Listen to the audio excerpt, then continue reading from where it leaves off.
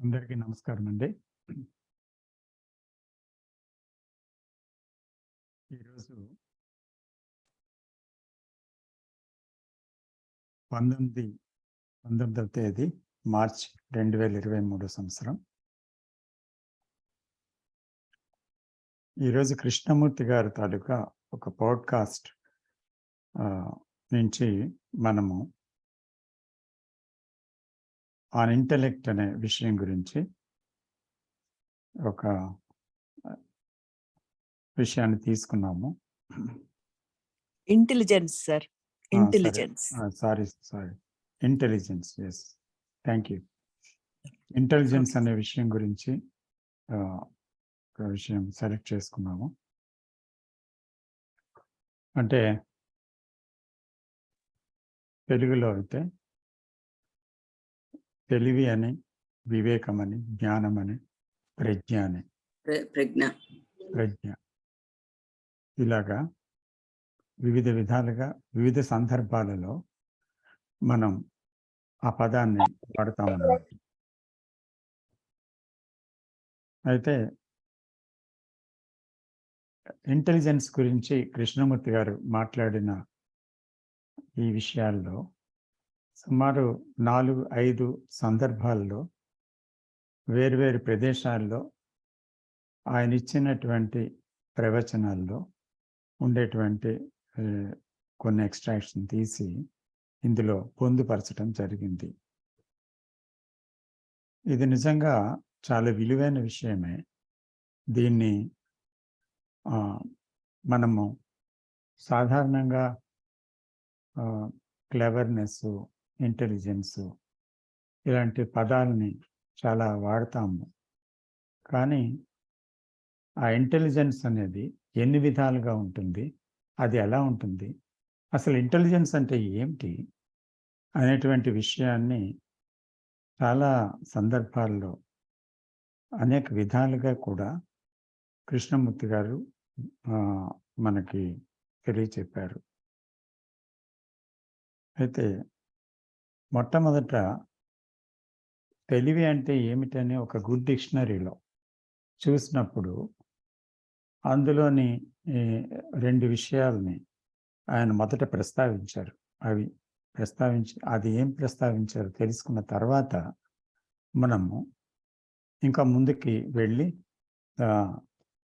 దాని ఎన్ని విధాలుగా ఆ తెలివి వ్యక్తమవుతుంది అనే విషయాన్ని మనము ప్రస్తావించబోతున్నాం. అయితే ఇది మొదటిది ఏం చెప్పారంటే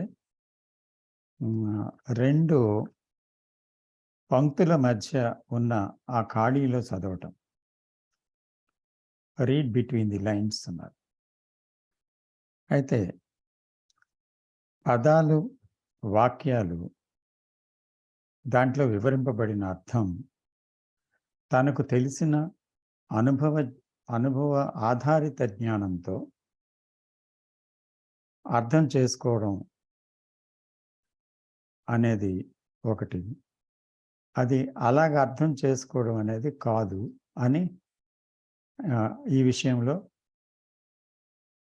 తెలియచేయటం జరిగింది. అంటే ఆ పదాలు లేక వాక్యాలలో ఉండే అర్థం బట్టి మనకున్న జ్ఞానంతో దాన్ని ఇదే అని నిర్ణయించినప్పుడు అది గత జ్ఞానానికి సంబంధించినటువంటి ఒక అవగాహన అవుతుంది. అందువల్ల to read between the lines అంటే అది అలా కాదు. కానీ చదివినటువంటి విషయాన్ని తనకు తెలిసిన జ్ఞానంతో జోక్యం లేకుండా ఒక నిశ్శబ్దము నుండి మనం వినగలగటం, చూడగలగటం. అప్పుడు ఆ భావాతీత స్థితిలో తెలియబడేదే నిజమైన సారాంశం. అంటే మాటలకి, తర్వాత మాటలతో సంబంధించినటువంటి ఒక అర్థానికి, మనమిచ్చిన అర్థానికి బియాండ్ ఒక సారాంశం ఉంది. అది తెలియాలంటే ఒక నిశ్శబ్దములో నుంచి మనము ఆ విషయాన్ని చూడగలగాలి. అంటే ఇది తప్పు, ఇది రైటు, ఇది మంచిది, ఇది చెడ్డది అనేటువంటి 2 విషయాలు లేకుండా కేవలం వినగలగటం అన్నమాట. అంటే గత జ్ఞాన జోక్యం ఉన్నప్పుడు దానిలో తప్పొప్పులు ఎంచటం, దాని సారాంశాన్ని ఎంచటం, ఇంకొక దానితో కంపేర్ చేయటం ఇవన్నీ జరుగుతూ ఉంటాయి.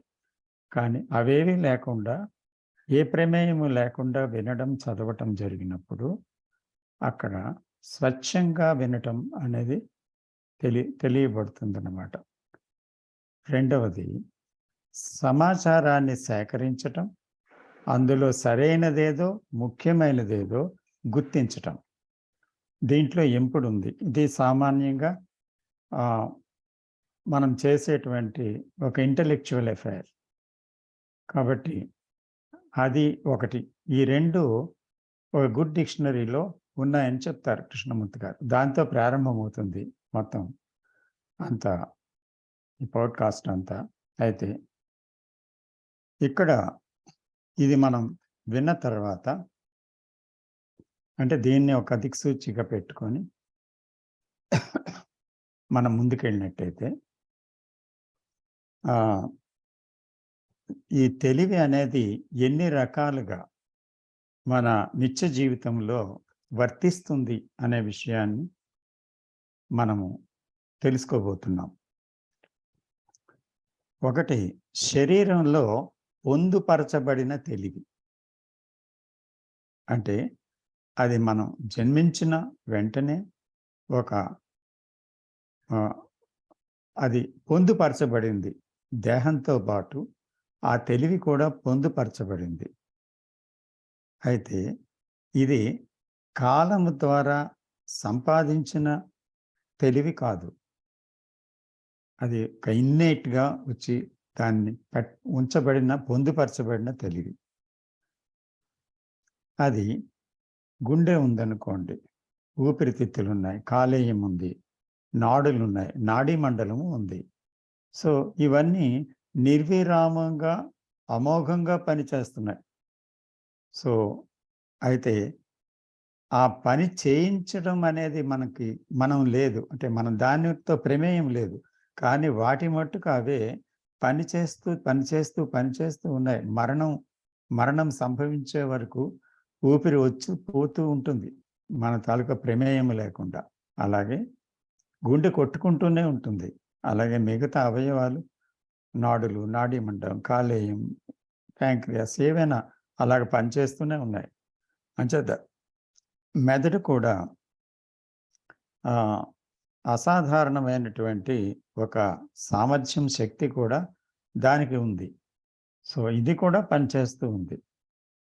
సో అంచేత ఇక్కడ సహజమైన తెలివి, ఈ తెలివి ఏదైతే పొందుపరచబడిందో లోపట, శరీరం లోపట, ఇది కొన్ని అలవాట్లకు బానిసలమవ్వడం, వ్యసనాలకి బానిసలమవ్వడం, ఇంద్రియాల యొక్క లోలత్వానికి బానిసలమవ్వడం, ఇలాంటి బానిసలమై ఏం చేశాము? దాన్ని పాడు చేసుకున్నాము, అనారోగ్యం పాలయ్యాము.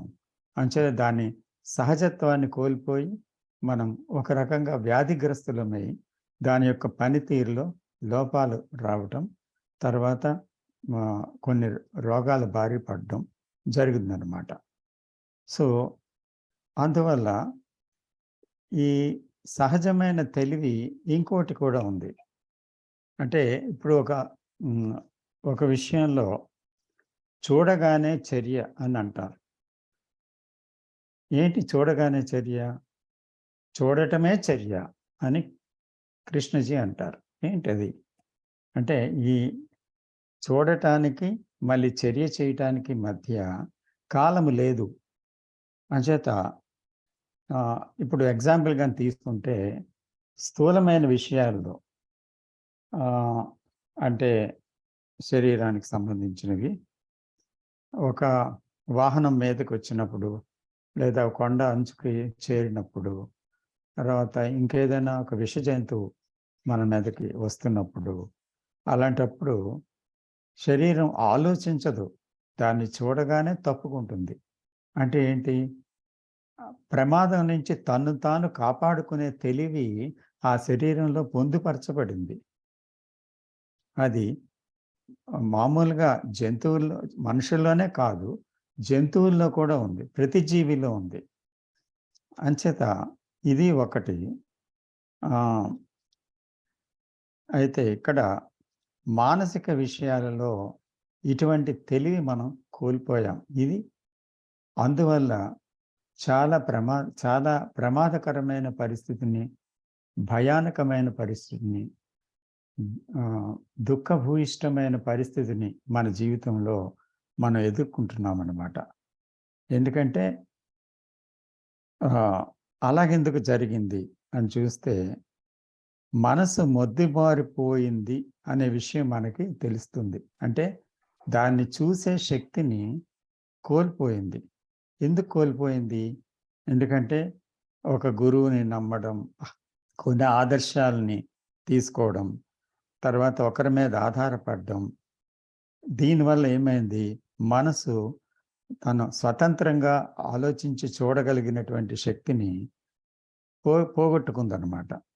సో, అందువల్ల అదే కాకుండా కొన్ని అలవాట్లు, కొన్ని నమ్మకాలు, కొంత యాంత్రిక జీవితం, అల్ప సంతోషాల్లో పడిపోవటం, ఇదంతా కూడా దీనివల్ల కూడా మనస్సు మొద్దుబారిపోయింది.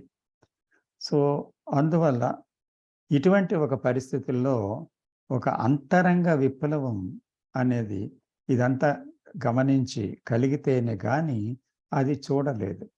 ఈ అంతరంగ విప్లవం రావాలన్నా మళ్ళీ తను ఈ ఆధారపడడం అనేటువంటి విషయం నుంచి, యాంత్రిక జీవితం నుంచి బయటకు వచ్చి చూడగలిగితేనే తప్ప, జీవితాన్ని యథాతథంగా గమనించగలిగితేనే తప్ప అప్పుడు ఆ విప్లవం కలగదు.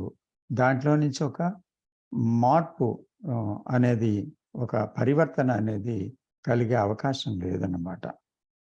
ఆ తర్వాత సాంకేతికమైన ఒక తెలివి ఉంది, మరొక తెలివి. అంటే తెలివి ఎన్ని రకాలుగా పనిచేస్తుందో ఇక్కడ వివరించడం జరుగుతుంది. ఈ సాంకేతికమైన తెలివి ఏంటి? కంప్యూటరు, విమానం, తర్వాత ఒక రాకెట్టు, వైద్య సాంకేతిక రంగాలలో వాడేటువంటి అమోఘమైన తెలివి, ఇదంతా ఉంది. అయితే ఈ సాంకేతికమైన శాస్త్రీయ విజ్ఞానం, కళోపాసన, విద్వత్తు, రచన, ఈ మొదలగు వాటిలో చూస్తే శాస్త్రీయ విజ్ఞానం కానీ, సాంకేతిక పరిజ్ఞానం కానీ, తర్వాత కళోపాసనలో కళోపాసన పరుడు, తర్వాత విద్వాంసుడు, రచనా సామర్థ్యం కలిగిన వ్యక్తిలో ఉండేటువంటి రచన, ఇవన్నీ కూడా ఏంటి అంటే, ఇవన్నీ అసంపూర్ణమైన విషయాలు. ఆ తెలివి అసంపూర్ణంగా ఉంది. ఎందుకంటే ఇంకా ఎక్కువ పొందాలి, ఇంకా ఎక్కువ నైపుణ్యం, ఇంకా ఎక్కువ విషయాల్ని సముపార్జించాలి అనే ప్రయత్నంలో అది కొనసాగుతూనే ఉంటుంది, ఈవెన్ శాస్త్రీయ రంగంలో కూడా. అందుకనే దీనికి ఒక అంతంటూ కనబడదు. కాబట్టి ఎప్పుడైతే అది ఇంకా కొరతతో ఉందో, ఇంకా కావాలి, ఇంకా నేర్చుకోవడం అనేది జరుగుతుందో, అది ఇంకా అపరిపూర్ణం, అది అపారం కాదు కదా. కాబట్టి ఈ అపరిపూర్ణ స్థితిలో అది ఉందనే విషయం మనం జాగ్రత్తగా చూస్తే తెలుస్తుందన్నమాట ఈ తెలివిలో. తర్వాత ఇంకొక తెలివి ఉంది, అది మోసపూరితమైన తెలివి. అదేం తెలివి అంటే, ఆలయాలు, మసీదులు, ఈ చర్చిలు, తర్వాత మతాలు, ఆశ్రమాలు, పీఠాలు, తర్వాత వారసత్వపు విషయాలు ఉంటాయి. ఆశ్రమ, పీఠ అధికారం, ఒకరి తర్వాత ఒకరికి దారాదత్తం చేయటం, ప్రజలను నమ్మకాల్లో నియంత్రించడం, ఇటువంటివన్నీ చేస్తున్న పీఠాలు చాలా ఉన్నాయి, చాలా ఆశ్రమాలు ఉన్నాయి. అయితే ఇతరుల నుండి పొందినటువంటి సహాయంతో మనం ఏమవుతున్నాం, అది జాగ్రత్తగా పరిశీలిస్తే మనం చాలా బలహీనలము అయ్యాం కదండి. కాబట్టి నా నిత్య దైనందిక జీవితాన్ని బాంధవ్యాలలో నా ప్రవర్తనని క్షుణ్ణంగా పరిశీలించటం వల్లే అప్పుడు నా గురించి నాకు ఒక అవగాహన అనేది ఏర్పడుతుంది. అంచేత నాకు నేనే అప్పుడు ఒక జ్యోతిని అవుతాను. అందువల్ల నాకు నేనుగానే నాలో నుంచే ప్రతీదీ చూడగలుగుతాను. అక్కడి నుంచి ఇందాక చెప్పుకున్నట్టు ఆ దర్శనమే చర్య అనేటువంటిది వస్తుందనమాట. ఆ చర్య ఈ విషయంలో నేనేం చేయాలి? ఎలా ఆలోచించాలి? అని ఏం చేస్తే నేను అది చేరుకోగలుగుతాను? ఇలాంటి విషయాలు ఇతరులని అడగవలసిన అవసరం లేకుండా అలాంటి ఒక తనకు తానే జ్యోతి ప్రకాశించే స్థితి తన్ను తాను అవగాహన చేసుకోవడం వల్ల కలగటం వల్ల అప్పుడు అప్పుడు ఆ తెలివి అసలు తెలివి ఉదయిస్తుంది. లేకపోతే ఇప్పుడు ఈ మోసపూరిత తెలివిలో చిక్కుకుపోయామనుకోండి, ఆధారపడడం అనే తెలివిలో. అప్పుడు మనము ఎప్పటికీ కూడా డిపెండ్ అవుతామనమాట. ఈ డిపెండెన్సీ వల్ల మనము ఏ రకంగా కూడా స్వతంత్రంగా వ్యవహరించలేం. స్వేచ్ఛని కోల్పోతాం. తర్వాత శాస్త్రీయ జ్ఞానంలో కూడా ఏదో గొప్ప తెలివి ఏదంటే ఒక నిజంగా అది ఒక గొప్ప తెలివి కావచ్చు. కానీ అది అపారమైన తెలివి కాదు. కాబట్టి దాంట్లో కూడా పరిమితి ఉంది. ఇవన్నీ చూసిన తర్వాత ఇవన్నిటికీ మించి ఉన్నటువంటి తెలివి ఏదైనా ఉందా? అనేటువంటి ఒక ప్రశ్న మనకి ఉదయిస్తుంది. అంటే ఇప్పుడు పేర్కొన్న తెలివి అంతా కూడా మనము ప్రపంచంలోని, మనలోని నిత్య జీవితంలోని చూస్తున్న తెలివి. అయితే దీనికి మించి ఏదైనా ఒక తెలివి అనేది ఉందా? అయితే ఈ తెలివి ఏంటి? పరిపూర్ణమైనది, అఖండమైనది, అవిభాజ్యమైనది, అపరిమితమైనది అయినటువంటి ఆ తెలివి ఏంటి? అంటే దాంట్లో విభజన లేదు. దాంట్లో పరిమితత్వం లేదు. అది పరిపూర్ణమైనది. జీవితమంతా వ్యాపించి ఉన్నటువంటి ఆ తెలివి. ఏదో జీవితంలో ఒక భాగంలో ఉండేటువంటి తెలివి కాదు. ఇందాక మనం చూసాం.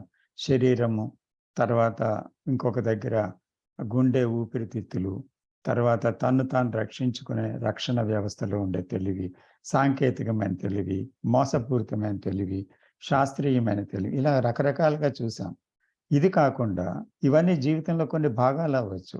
కానీ మొత్తం జీవితాన్ని ఆక్రమించి సంపూర్ణంగా జీవితమంతా నిండిపోయినటువంటి ఒక తెలివి ఉంటే, ఆ తెలివి వేరైన తెలివి. అది ఇవన్నిటికీ మించినటువంటి ఒక పరిపూర్ణమైన తెలివి.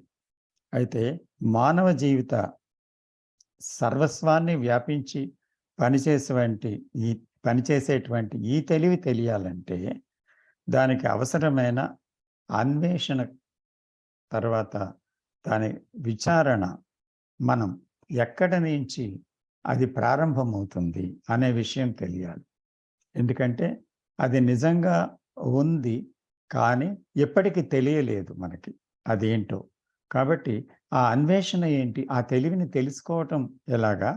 అది విచారణ ఏ స్థితి నుంచి జరుగుతుంది? ఆ అన్వేషణ ఎక్కడి నుంచి జరుగుతుంది? అనేది చాలా ముఖ్యమైన ప్రశ్న అన్నమాట. అయితే తప్పకుండా ఒకటి మనం చెప్పొచ్చు. అది తెలిసిన జ్ఞానంతో కానే కాదు. ఎక్కడి నుంచంటే. అంటే ఎంతవరకు ఇప్పుడు ఏది అడిగినా, ఏంటి అన్వేషణ చేసినా, ఏది ప్రశ్నించినా ఆ జవాబు ఎక్కడి నుంచి? మనకి తెలిసిన జ్ఞానంతోనే ఒక విషయానికి ఇదే అనేటువంటి ఒక కంక్లూషన్‌కో, దేనికో వస్తామన్నమాట. అంటే తెలిసిన జ్ఞానంతో చూసేటువంటి ఆ తెలివి కాదు. అది ఎంతో దూరం పోలేదు. అయితే మెదడు, మనసుతో అది కనుక్కునే తెలివి కాదు. తీర్మానాలతో కాదు. కారణంతోటి కాదు. అంటే ఒక కారణంతో దాన్ని వెతకలేము.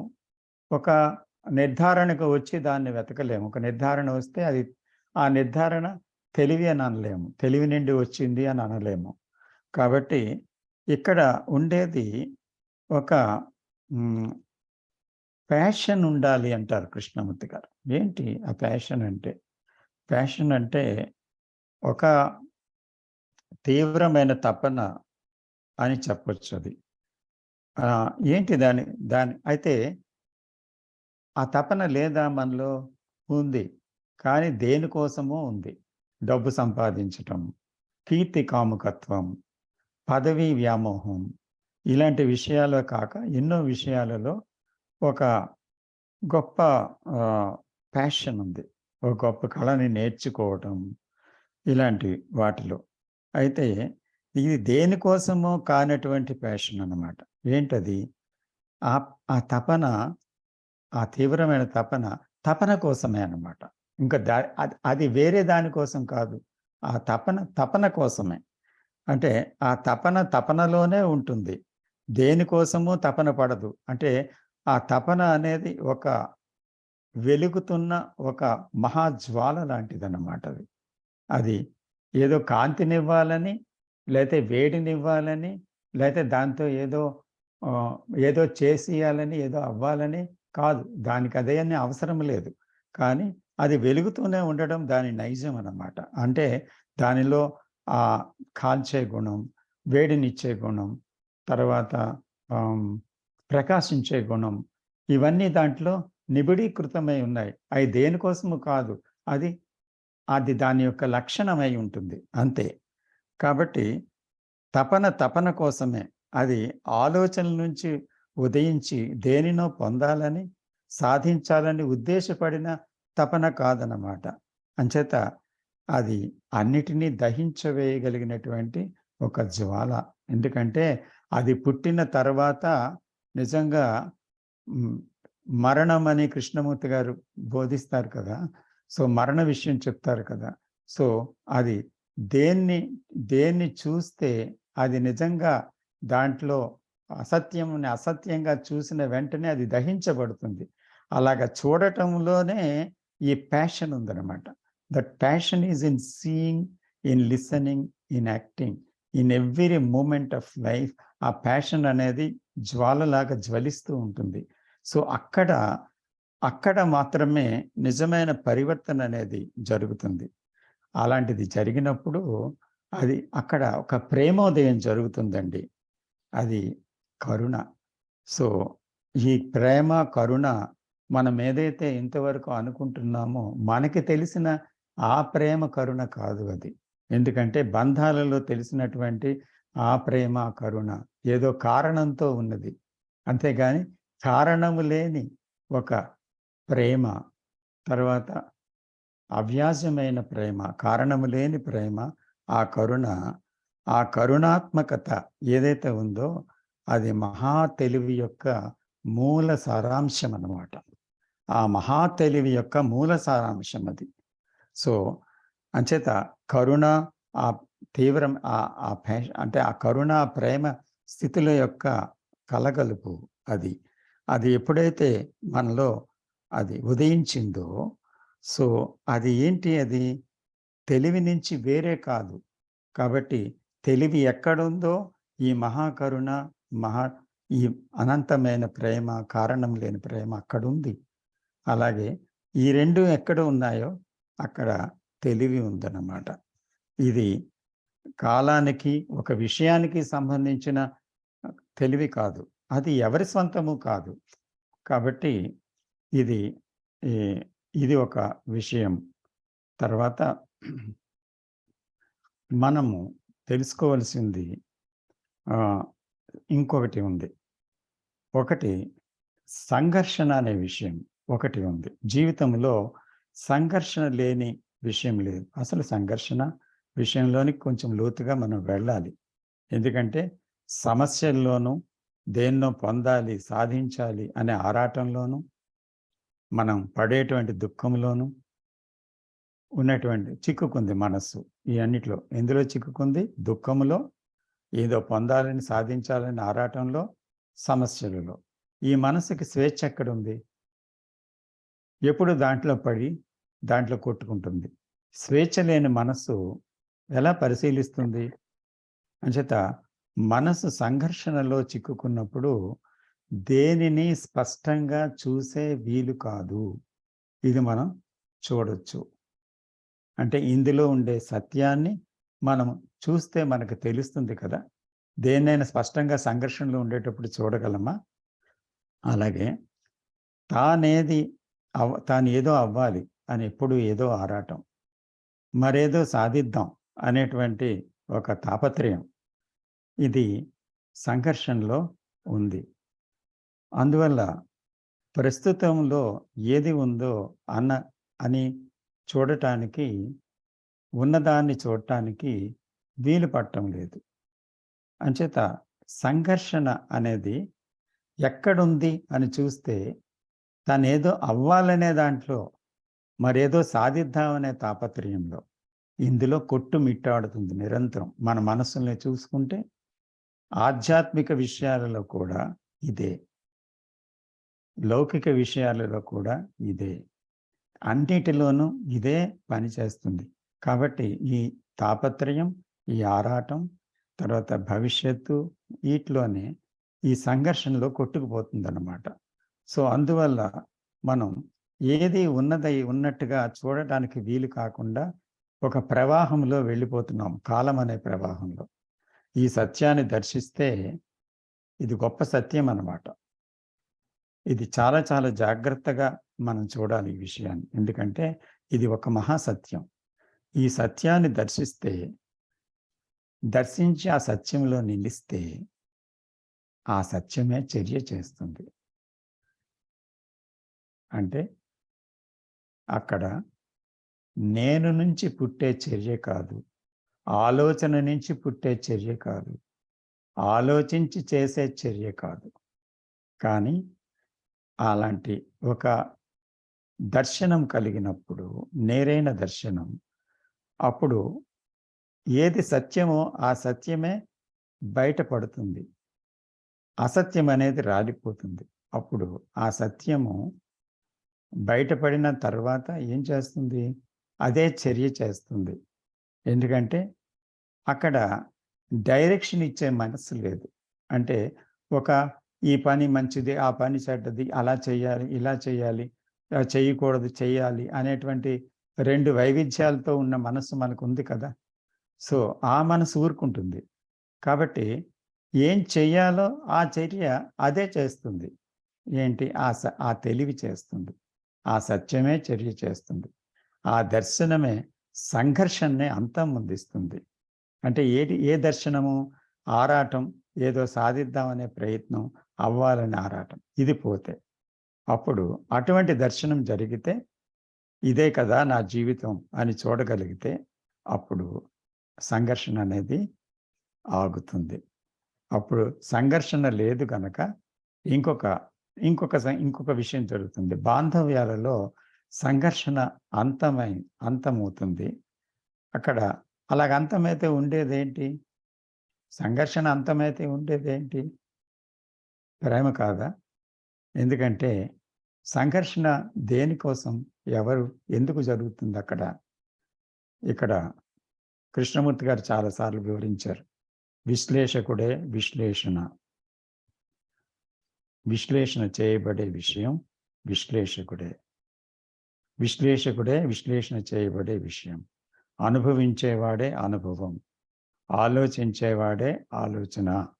ఈ 2 వేరుగా కనబడినా ఈ 2 వేరు కావు. ఎందుకంటే నేను విశ్లేషణకి పూనుకున్నప్పుడు, అంటే విశ్లేషకుడు విశ్లేషణకు పూనుకున్నప్పుడు విభజన ప్రారంభం అయిపోయింది అక్కడే. ఇది గమనించాలన్నమాట. ఈ విభజనే సంఘర్షణకి మూలము. ఈ సంఘర్షణ వల్లే ఉన్నది ఉన్నట్టుగా చూడటం వీలు కావటం లేదు.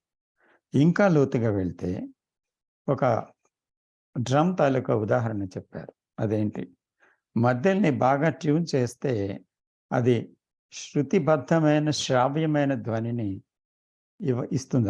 ఇవ్వగలదు. అలాగే మెదడు కూడా ట్యూన్ చేయబడితే సరైన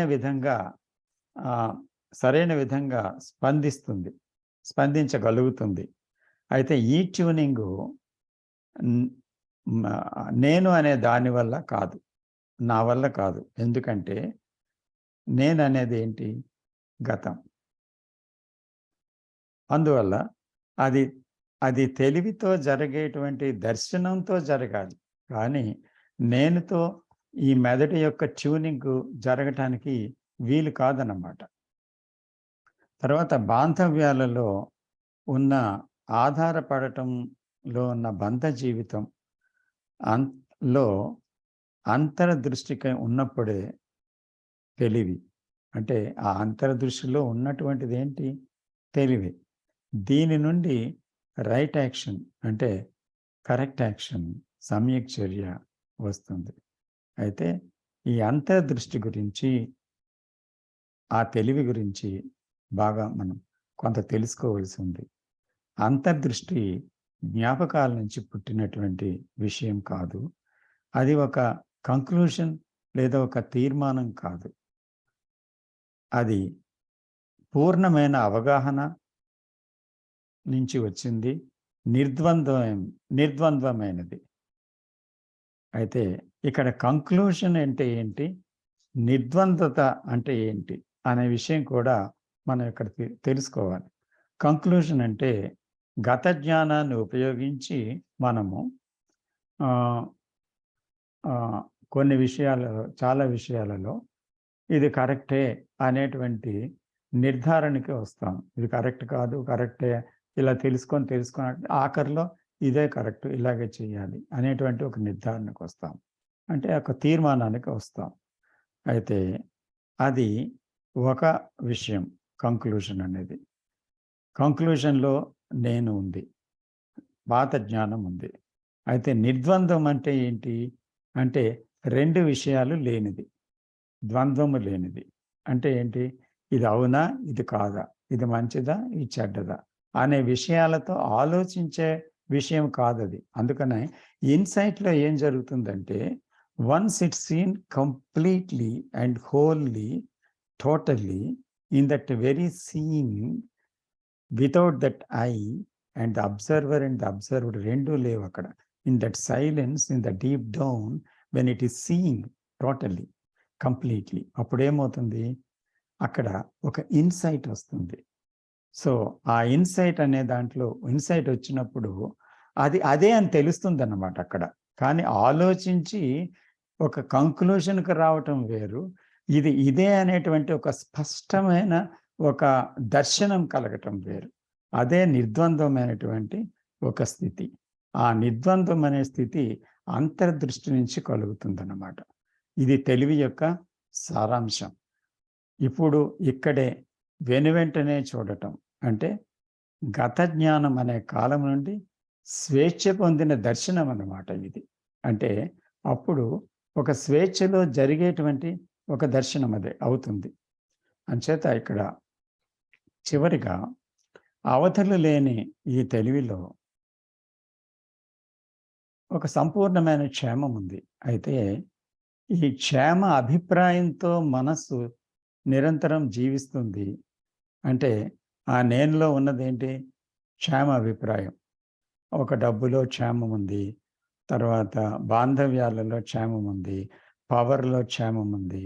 తర్వాత ఒక గౌరవంలో క్షేమం ఉంది. ఇలాగా రకరకాలుగా క్షేమాన్ని ఎక్కడెక్కడో వెతుకుతూ అది క్షేమ అభిప్రాయాల్లో ఉంటూ ఇది బాగా అది ఒక యాంత్రిక జీవనం గడుపుతూ ఉంటుంది.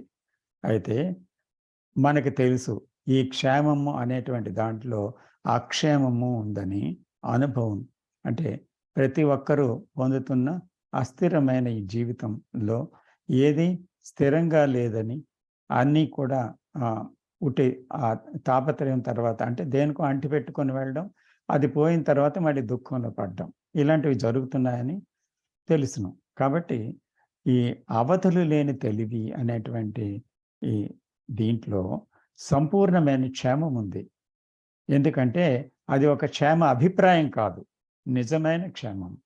తర్వాత తెలివి తక్కువతనాన్ని ఎప్పుడైతే ఈ దర్శనం అనేది జరుగుతుందో అటువంటి దర్శనంలోనే తెలివి ఉదయిస్తుంది. ఈ తెలివి ఒకరి సొత్తు కాదు. అలాగా నీది కానీ, నాది కానీ, మరెవరిదో కానీ కాదు. మెదడులో కణాలన్నీ పూర్తిగా నిశ్శబ్దం అయినప్పుడు, పరిపూర్ణమైన నిశ్శబ్దం అయినప్పుడు అది ఉంది. ఆ నిశ్చలత్వంలో కాలమే లేదు. ఎందుకంటే కాలం ఆలోచనల్లో ఉంది.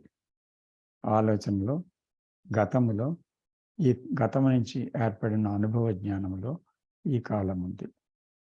ఆ నిశ్శబ్దం కొనసాగాలని చాలామంది కోరుకుంటాం.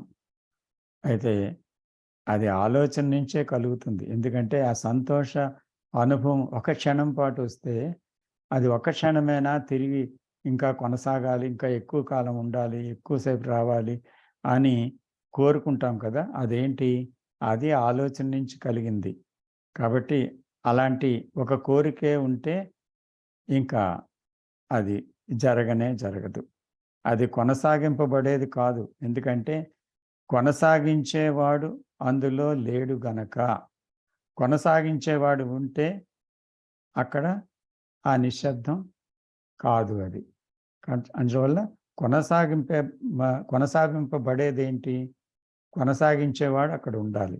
కానీ కొనసాగించేవాడు లేని ఆ నిశ్శబ్దంలో కొనసాగించేవాడు ఇంటర్ఫియర్ అయితే అప్పుడు ఆ నిశ్శబ్దం ఎక్కడ ఉంటుంది? సో, అనుభవించేవాడు, దర్శించేవాడు లేనప్పుడే ఆ నిశ్శబ్దం ఉంది. ఈ నిశ్శబ్దంలోనే చివరిగా ఒకటి చెప్తున్నారు. ఆ తలుపు తెరవబడుతుంది. నిశ్శబ్దంలోనే ఆ తలుపు తెరవబడుతుంది. ఆ తలుపుకు ఆవల ఏముందో ఎవ్వరూ వివరించలేదు. ఇది ధ్యానమే. This is meditation. అతను మొట్టమొదటి నుంచి చివరి వరకు చాలా విషయాల్ని ఇందులో పొందుపరిచి ఒక పూర్ణ అవగాహన కలిగించటానికి కృష్ణమూర్తి గారు ఎంతో ఈ విషయాన్ని వివరణగా విశదీకరించారు. ధన్యవాదాలు. నమస్తే.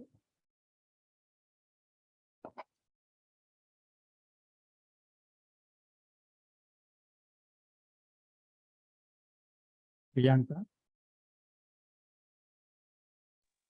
సార్ చెప్పండి. ధన్యవాదాలు అన్నారు కదా సార్, దండం పెట్టాను సార్. అంతేనా? మీరేదో మాట్లాడతారు. నమస్కారం సార్, చాలా రోజులైంది సార్ చూసి. నమస్తే.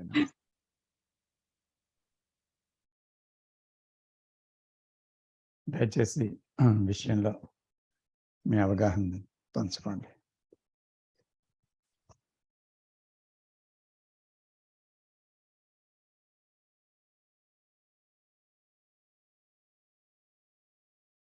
దక్షిణామూర్తి గారు.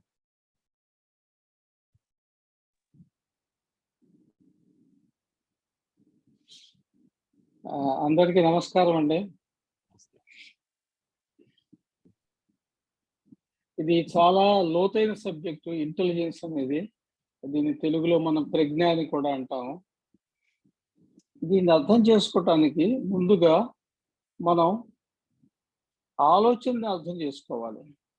ఈ ఆలోచన అనేది మానవాళికి అందరికీ కూడా కామన్గా ఉంది. వేల వేల సంవత్సరాల నుంచి ఆలోచన ప్రక్రియ మనిషిలో కొనసాగుతూనే ఉంది.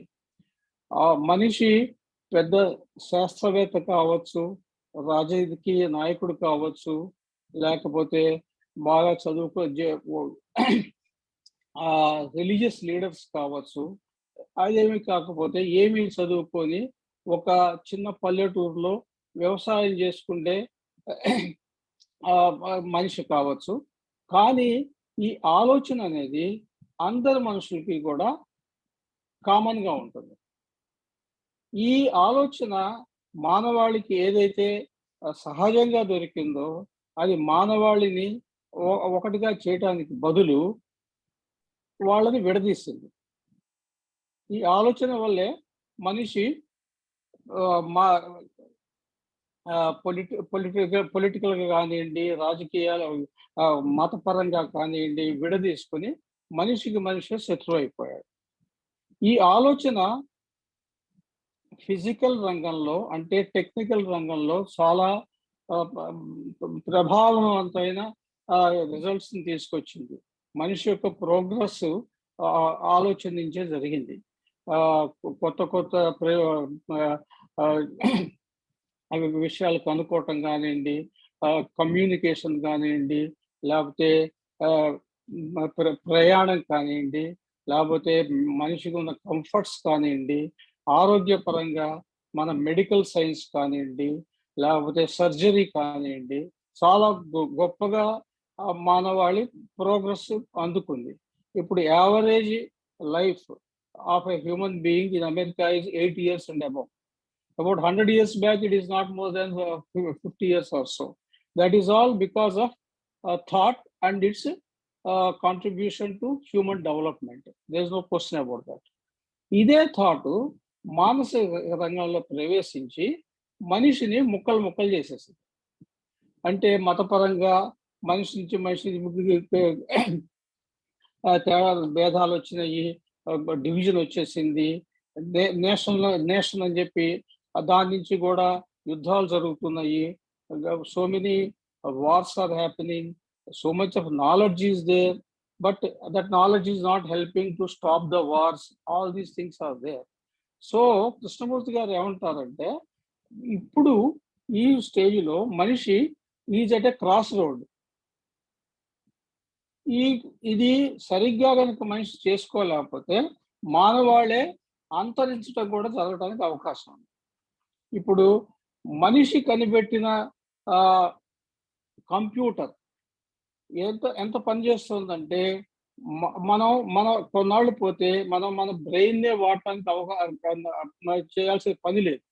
మనం బ్రెయిన్ వాడలేదు అనుకోండి, నెమ్మదిగా అదొక ఇన్స్ట్రుమెంట్, అది వాడకపోతే తుప్పు పట్టిపోయి ఎందుకు పనికి రాకుండా పోతుంది. లేకపోతే మానవాళి ఈ టెక్నాలజీ డెవలప్మెంట్ వల్ల దానికి బానిస అయిపోతారు. ఇప్పుడు మీరంతా కూడా చదివే ఉంటారు, ఇప్పుడు చాట్ జీపీటీ అని ఒక కొత్త టూల్ డెవలప్ చేశారు ఆర్టిఫిషియల్ ఇంటెలిజెన్స్తో. అదేం చేస్తుందంటే, ఈ లీగల్ సిస్టమ్ ఉంది కదా, ఆ ఎగ్జామినేషన్స్ రాసి అది పాస్ అవుతుంది. మెడికల్ సిస్టమ్ ఉంది కదా, ఆ ఎగ్జామ్స్ రాసి పాస్ అవుతుంది. అది మొన్న ఏం చేసిందంటే, ఒక 20 జాబ్స్ని ఐడెంటిఫై చేసింది. ఈ జాబ్స్ని మనిషి అక్కర్లేదు, నేనే చేయగలను అంటే స్లోగా ఏమైపోతుందంటే, the machine, the computer is going to overtake the human being. మనం మెదడును ఉపయోగించేసే పని అంతా కూడా ఇప్పుడు ఆల్రెడీ కంప్యూటర్స్ చేస్తున్నాయి, మనం కూడా చూస్తున్నాం కదా. కొన్నాళ్ళు పోతే మనకి పని చేయాల్సిన పని కూడా ఉండదు. అప్పుడేమవుతుంది, ఈ మెదడు స్లోగా ఎంటర్టైన్మెంట్లోకి, ప్లెజరబుల్ యాక్టివిటీస్లోకి వెళ్ళిపోతుంది.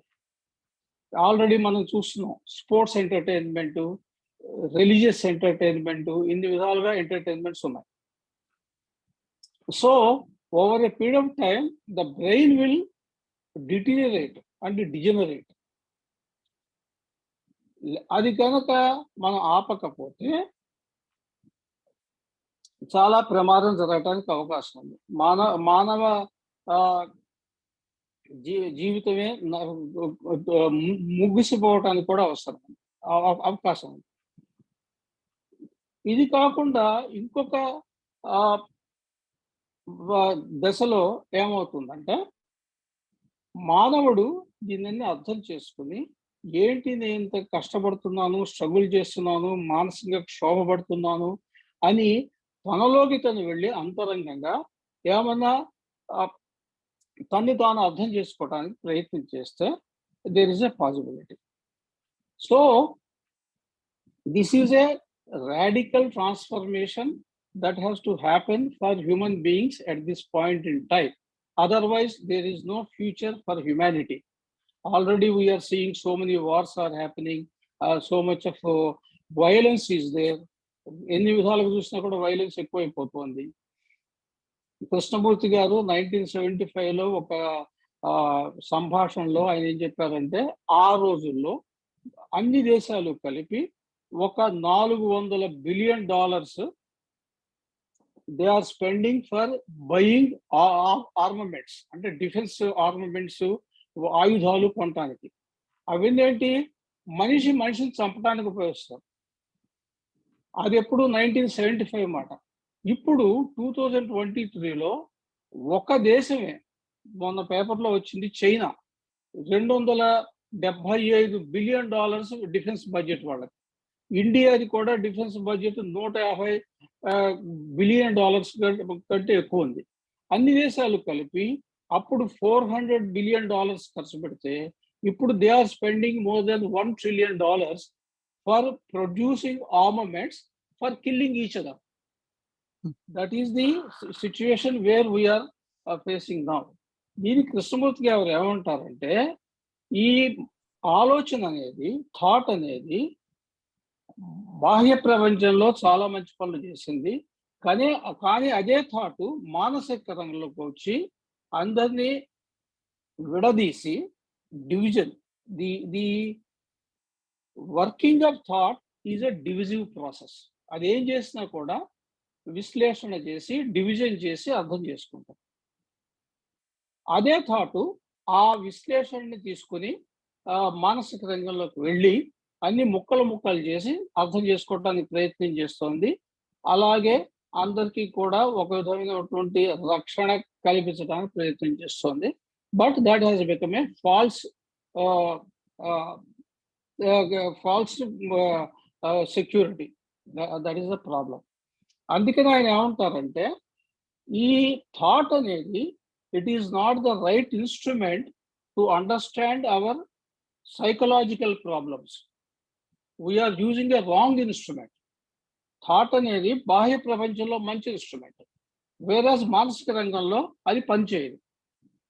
అది అర్థం చేసుకోవాలంటే వేరే ఇన్స్ట్రుమెంట్ రావాలి. అంటే మానవాళి ఒక విధంగా ఇంకొక కొత్త డైమెన్షన్లోకి, ఒక హయ్యర్ ఏరియాలోకి వెళ్ళాలి. హయ్యర్ డైమెన్షన్లోకి వెళ్ళి వేరే ఇన్స్ట్రుమెంట్ని వెతుక్కోవాలి. ఆ ఇన్స్ట్రుమెంటే nothing but perception or insight and along with the intelligence. ఇందాక రామకృష్ణ గారు చెప్పారు, అది ఒక మనిషి ఇంటెలిజెన్స్ కాదు, వేరే మనిషి ఇంటెలిజెన్స్ కాదు, ఇది నీది కాదు, నాది కాదు, it is the human intelligence. Already Krishnamurthy గారి ఒక పెద్ద పుస్తకం ఉంది, అవేకనింగ్ ఆఫ్ ఇంటెలిజెన్స్ గురించి. చాలా చక్కగా బ్రహ్మాండమైన టాక్స్ ఉన్నాయి, దానిలో డిస్కషన్స్ ఉన్నాయి, చాలా బాగుంటాయి. సో ఈ ఇంటెలిజెన్స్ అనేది అవేకెన్ అయితే అది కరెక్ట్ అయినటువంటి డైరెక్షన్ని మానవాళికి చూపించగలదు.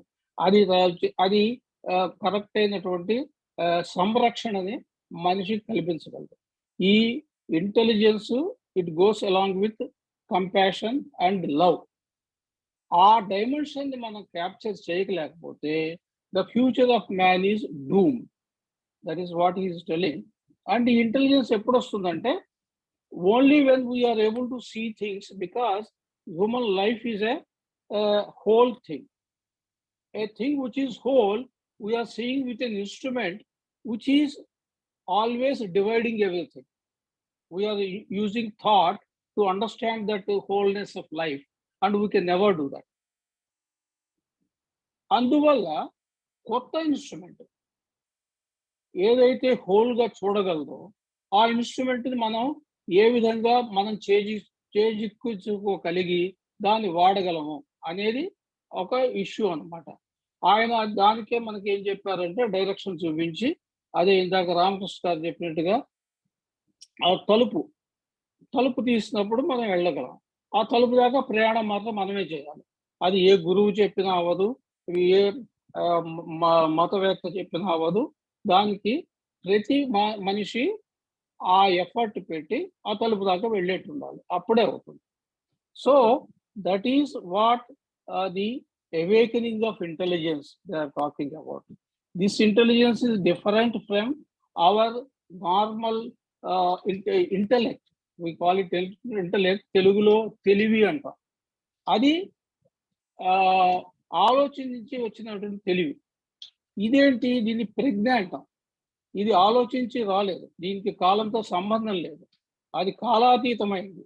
అది ఉద్భవిస్తే ఇందాక రామకృష్ణ గారు చెప్పినట్టుగా మానవాళికి there is going to be a hope for their humanity to continue.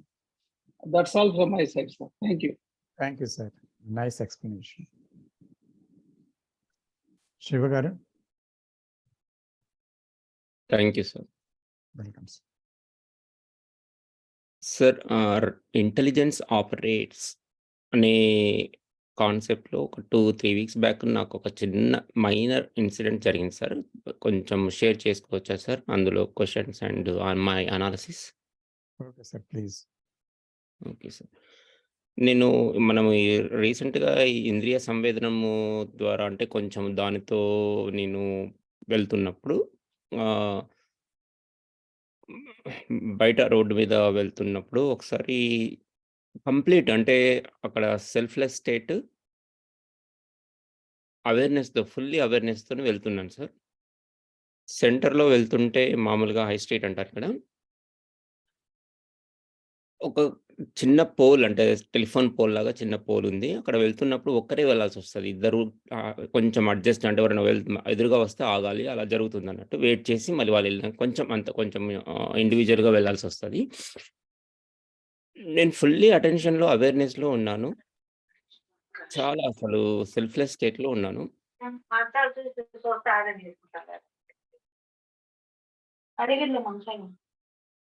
So, అప్పుడు ఎదురుగా ఒకరొస్తున్నారు. నేను ఆటోమేటిక్‌గా నార్మల్‌గా అయితేను ఓకే. వాళ్ళు ఎదురుగా వచ్చేవాళ్ళు ఒక బాబుతో వస్తున్నారు. సరే వాళ్ళు పెద్దవాళ్ళొచ్చినా, లేడీసొచ్చినా కొంచెం మనము సైడ్‌కి ఆగేసి వాళ్ళెళ్ళాక వెళ్ళాలన్నట్టు అలా ఉంటుంది కొంచెం. మామూలుగా అయితే ఓకే. నేను ఆగుతాను. నాకు రష్ లేదు. వాళ్ళెళ్ళని తర్వాత వెళ్తానని కొంచెం ఇంకో మంచి సెల్ఫ్‌లో, మంచి ముసుగులో చెప్తుంది. లేదా నేను రష్‌లో ఉన్నాను. నాకు కొంచెం అర్జెంట్ అపాయింట్‌మెంట్ ఉన్నది. అలా ఉంది. అలా వెళ్ళాల్సొస్తది. ఆ స్టేట్‌లో ఉన్నప్పుడు నేను ఆటోమేటిక్‌గా ఇంటెలిజెన్స్ ఆపరేట్ నాకు సంబంధం ఏమీ లేదు. నేను ఆగాను. తను వెళ్ళిపోయింది. వెళ్ళిపోతున్నప్పుడు థాంక్స్ అని చెప్పింది. ఆటోమేటిక్‌గా నాకు థాంక్స్ ఎందుకు చెప్తుందో నాకు అర్థం కాలేదు. ఏం జరిగిందో అంటే ఇంటెలిజెన్స్ ఆపరేట్ అయినప్పుడు ఇంటెలిజెంట్‌కు నాకు సంబంధమే లేదు. తను ఎందుకు థాంక్స్ చెప్పింది అని మళ్ళా నేను ఏం జరిగింది 2, 3 సెకండ్స్‌లో ఏం జరిగిందని చూస్తే ఇట్లా నేను ఆగానా? తర్వాత తను వెళ్ళిపోయింది. వెళ్ళిపోతున్నప్పుడు థాంక్స్ అని చెప్పిందా? అంటే నా క్వెషన్ ఏంటంటే ఇక్కడ ఇంటెలిజెన్స్ ఆపరేట్ అవుతున్నప్పుడు నాకు ఇంటెలిజెంట్‌కి సంబంధం ఉంటుందా? ఇంకోటి అక్కడ నేను ఎఫర్ట్‌లెస్ అయిపోయింది. ఆడ నేను ఆగాను అన్న ఆ క్షణాలు కూడా గుర్తుకు లేదు. అసలు ఎందుకు థాంక్స్ చెప్పింది నాకు అని మళ్ళా నేను అనాలిసిస్ చేసి ఏం జరిగిందని చూస్తే ఇదంతా జరిగింది. సో, ఇంటెలిజెంట్‌గా నాకు సంబంధం ఉండదా? ఒకటి అర్థమైంది. ఇంకోటి ఎఫర్ట్‌లెస్‌గా నేను ఆగాను. తర్వాత ఇప్పుడు మామూలుగా సెల్ఫ్ ఉంటేనో, సరే వాళ్ళు వెళ్ళాలి. పెద్దవాళ్ళు, లేడీసు లేదా పిల్లలున్నారు. అట్లా కొంచెం ఓ రకమైన మంచి సెల్ఫ్‌గా, ఇంకో ముసుగులో, ఇంకో సెల్ఫ్‌గా అట్లా ఇట్లా మనకు కొంచెం తెలుస్తది. అవేర్‌నెస్ ఉంటుంది.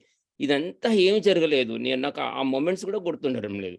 ఇప్పుడు అనుకోకుండా మనం సడెన్ బ్రేక్ ఏసాము. ఎవరైనా వచ్చారంటే మనకు అది తెలిసిపోతుంది. ఆ సెకండ్ నేను ఇలా ప్రెస్ చేశాను, బ్రేక్ చేశాను. లేదా ఫైర్‌లో మనము ఫింగర్ పెట్టినప్పుడు ఆ మొమెంట్ అంతా గుర్తుంటుంది. ఇక్కడ నాకేం జరిగిందంటే నాకసలు ఏమీ ఆ 3, 4 సెకండ్స్ ఆమె ఎందుకు థాంక్స్ చెప్పింది, ఎందుకని నేను అనాలిసిస్ చేస్తే బ్యాక్‌గ్రౌండ్ తెలుస్తుంది. ఇప్పటికి గుర్తుండలేదు. ఆ ఆ క్షణం ఎప్పుడు ఆగాను, ఎలా యాక్షన్ అయింది, నేను సైడ్‌కెళ్ళి మళ్ళీ ఆమె వెళ్ళాక వెళ్ళానా అనేది కూడా అంటే ఇంటెలిజెన్స్ ఆపరేట్ అయినప్పుడు అది నాకు ఇంటెలిజెంట్‌కి ఏం సంబంధం ఉండదా? ఆ టైంలో అసలు ఉండదా అనేది క్వెషన్ సార్. లేదా ఇది నా ప్రొజెక్షన్. హుహు.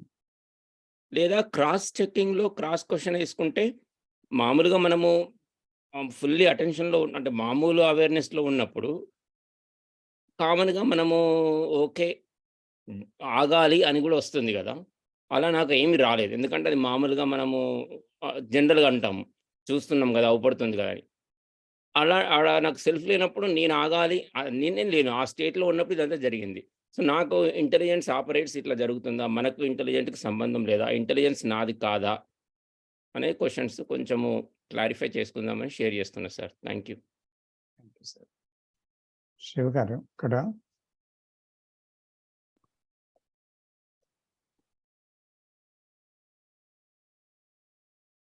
సెల్ఫ్ అనేది అంటే ఆలోచనే సెల్ఫ్. దానికి మంచి చెడ్డలు, విశ్లేషణ, పూర్వాపరాలు ఇలాంటి విషయాలతో అది ఇంటెలిజెంట్‌గా గాని, అన్‌ఇంటెలిజెంట్‌గా గాని ప్రవర్తిస్తుంది. అంటే నేనన్నది ప్రజ్ఞాత్మకం కాదు అక్కడ.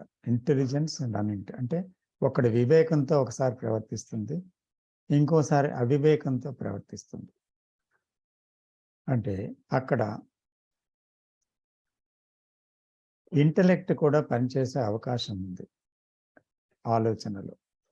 ఆ ఇంటెలెక్ట్ అనండి, మనస్సు అనండి, బ్రెయిన్ అనండి, what ever it is. But ఇది మన డైలీ లైఫ్లో జరిగేది. మీరు చెప్పిన అనుభూతిలో, ఒక విషయంలో, ఘటనలో అక్కడ కంప్లీట్ సీయింగ్ అనేది జరుగుతుండేటప్పుడు ఆ సీయింగ్లో అక్కడ ఆలోచన విధానం ఆగింది. ఆలోచన తన యొక్క పోకడ ఆగింది. ఇక్కడ ఇంటెలెక్ట్తో కానీ, బ్రెయిన్, మైండ్ అని చెప్తాం కదా, అవేవి పనిచేయట స్థితిలో లేవు. అవి అలాగ పక్కన ఉన్నాయి, ఎబియన్స్లో ఉన్నాయి. అంచేత ఆ ఇంటెలిజెన్స్ ఏంటి? That it has no direction. ఇప్పుడు సెల్ఫ్కి డిరెక్షన్ ఉంది. సో దాన్ని బట్టి అది నిర్ణయిస్తుంది ఏం చేయాలో. ఏదో ఒకటి చేస్తుంది, తప్పు కానీ ఒప్పు కానీ, good thing or bad thing, what ever it is. So ఆ రెండు తెలుసు దానికి. అది గతానికి సంబంధించింది. అయితే ఇక్కడ ఇంటెలిజెన్స్ అనేది గతానికి సంబంధించిన విషయం కాదు. ఆ మనసు ఆగినప్పుడు అది సంభవించే విషయం. ఈ విషయంలో ఏమవుతుందంటే చూడడమే చర్య. అక్కడ there is no division between the seeing and acting. So అక్కడ చూస్తున్నాము, మీరు చూశారు ఆ ఇరుకు దారిలో ఒక విషయాన్ని. ఇంటెలిజెన్స్ అనే దాంట్లో అంటే ఇంద్రియాలు అక్కడ పనిచేస్తున్నాయి, కళ్ళు పనిచేస్తుంది, బాడీ ఉంది, నడుస్తుంది, కళ్ళు చూస్తున్నాయి, ఇవన్నీ ఉన్నాయి. కానీ ఆ ఇంద్రియాలన్నీ కూడా దేని ద్వారా పనిచేస్తున్నాయి? అక్కడ మనసుతో కనెక్ట్ అయ్యి లేవు, కానీ ఇంటెలిజెన్స్తో కనెక్ట్ అయిపోయాయి అక్కడ. కాబట్టి అక్కడ చేస్తూ ఉండి చెయ్యనివాడు, నడుస్తూ ఉండి నడవనివాడు, చూస్తూ ఉండి చూడనివాడు అక్కడ ఉన్నాడు. చూస్తూ ఉన్నాడు, చూస్తూ ఉండి చూడనివాడు, నడుస్తూ ఉండి నడవనివాడు, విషయాన్ని వింటూ ఉండి విననివాడు. అంటే ఏంటి? అక్కడ నేను లేకుండానే ఆ ప్రక్రియలన్నీ జరిగిపోతున్నాయి. అదే చూసేవాడు లేని చూపు, వినేవాడు లేని వినికిడి, చర్య చేసేవాడు లేని చర్య. అంటే అక్కడ చూడడమే చర్య చేయటం. అంటే ఒక సమయం, మధ్య, కాలం అలాంటివి లేవు. కాబట్టి అక్కడ నడిపించేది, నడుస్తున్నది తెలివి మాత్రమే. సో ఆ తెలివిలో ఒక అపూర్వమైన, అపారమైన జ్ఞానం ఉంది. ఆ తెలివి పనిచేస్తుండేటప్పుడు ఏం జరుగుతుంది?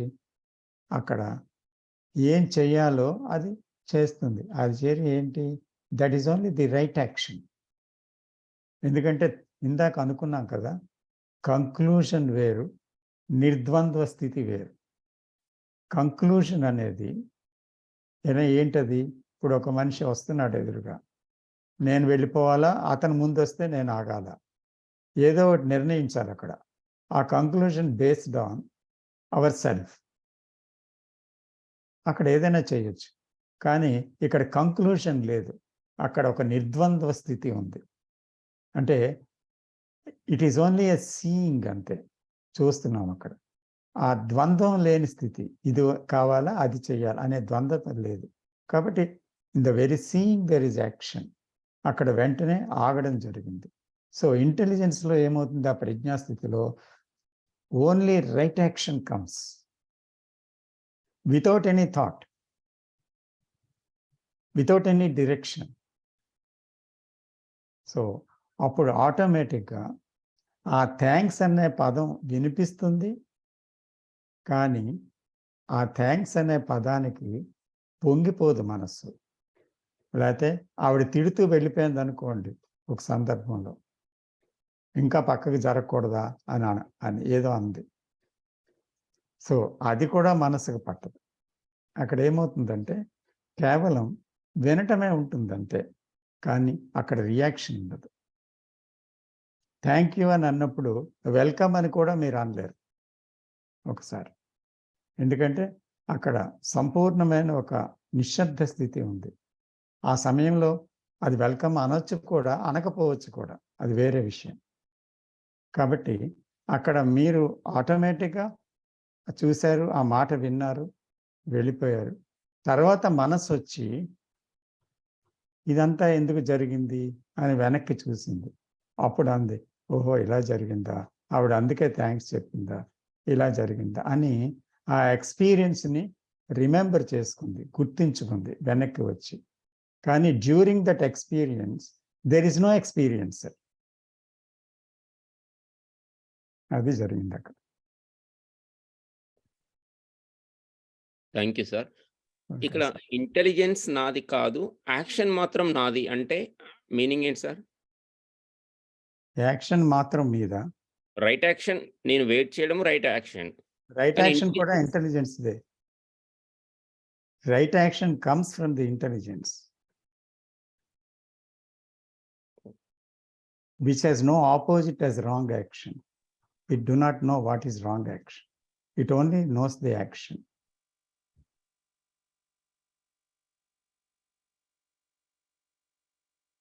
అందువల్ల where there is that intelligence, it only operates in what is called in samyak charya. Sanskrit లో, పాళీలో కూడా అంటారు, తెలుగులో మనం సమ్యక్ చర్య అంటాం, ఇంగ్లీష్లో రైట్ యాక్షన్ అంటారు. But it has no wrong action, it do not know. దానికి సెల్ఫ్కు అసలు సంబంధం లేదు, డిటాచ్డ్గా ఉంటుంది. అంటే ఆ action intelligence complete is independent. Independent, అందుకే డైరెక్షన్ లేదు దానికి. It is not directed behind it. ఏంటంటే ఎంత ట్రై చేసినా, రీకాల్ చేసినా కూడా అసలు ఎలా అనిపించింది, ఎందుకు ఆ పాయింట్స్, ఆ మెమరీ వస్తలేదు సార్. రిజిస్ట్రేషన్ ఉండదు. But Yes. లైట్గా మీకు ఆ థ్యాంక్స్ చెప్పిన మాట వినిపించింది కదా, ఎందుకు థ్యాంక్స్ అని మీరు చూసినప్పుడు కొద్దిగా Yes. రిఫ్లెక్ట్ అవుతుంది, అంతకు తప్ప అంతకు మించి ఏమీ జరగదు. మళ్ళీ ఇదంతా ఎఫర్ట్లెస్ అనిపించింది సార్. అవును. Thank you sir. Welcome sir. మాస్టర్జీ, అమ్మా. ప్రజ్ఞ అన్నది ఒక స్థితి పూర్వకంగా చూస్తే, ఆ ప్రజ్ఞ గుప్పిట్లో మనము ఉండగలమా, మన వాడుకలో ప్రజ్ఞ ఉంటుందా, ఇది క్లారిఫై చేయండి మాస్టర్జీ. ప్రజ్ఞ స్థితిలో మనం ఉండగలమా? అది ప్రజ్ఞ అనేది ఒక స్థితి అని అనుకుంటే, ప్రజ్ఞ స్థితిలో మనం ఉండగలమా, లేకపోతే ప్రజ్ఞని మనం వాడుకోవాలా? మొట్టమొదట I'm not the master. First of all remove that word. So it's two friends we're seeing this together. So ఒకటి ఏంటంటే, ప్రజ్ఞ స్థితిలో ఉండగలమా అనేది ఎవరు అడుగుతున్నారు? నేను అనేది అడుగుతుంది. ఆ ప్రజ్ఞ స్థితి అంత గొప్పది కదా, ఆ స్థితిని ఎలా సాధించాలి? ఆ స్థితి చాలా మంచిది, గొప్పది, అయితే అది చాలా కష్టం అనిపిస్తుంది. ఈ స్థితిలో నేను ఎలా ఉంటాను అని అడుగుతుంది. కానీ యాక్చువల్గా దానికి తెలీదు, ఆ స్థితి ఏంటో తెలియదు. అది లేకపోతేనే ఇది ఉంది.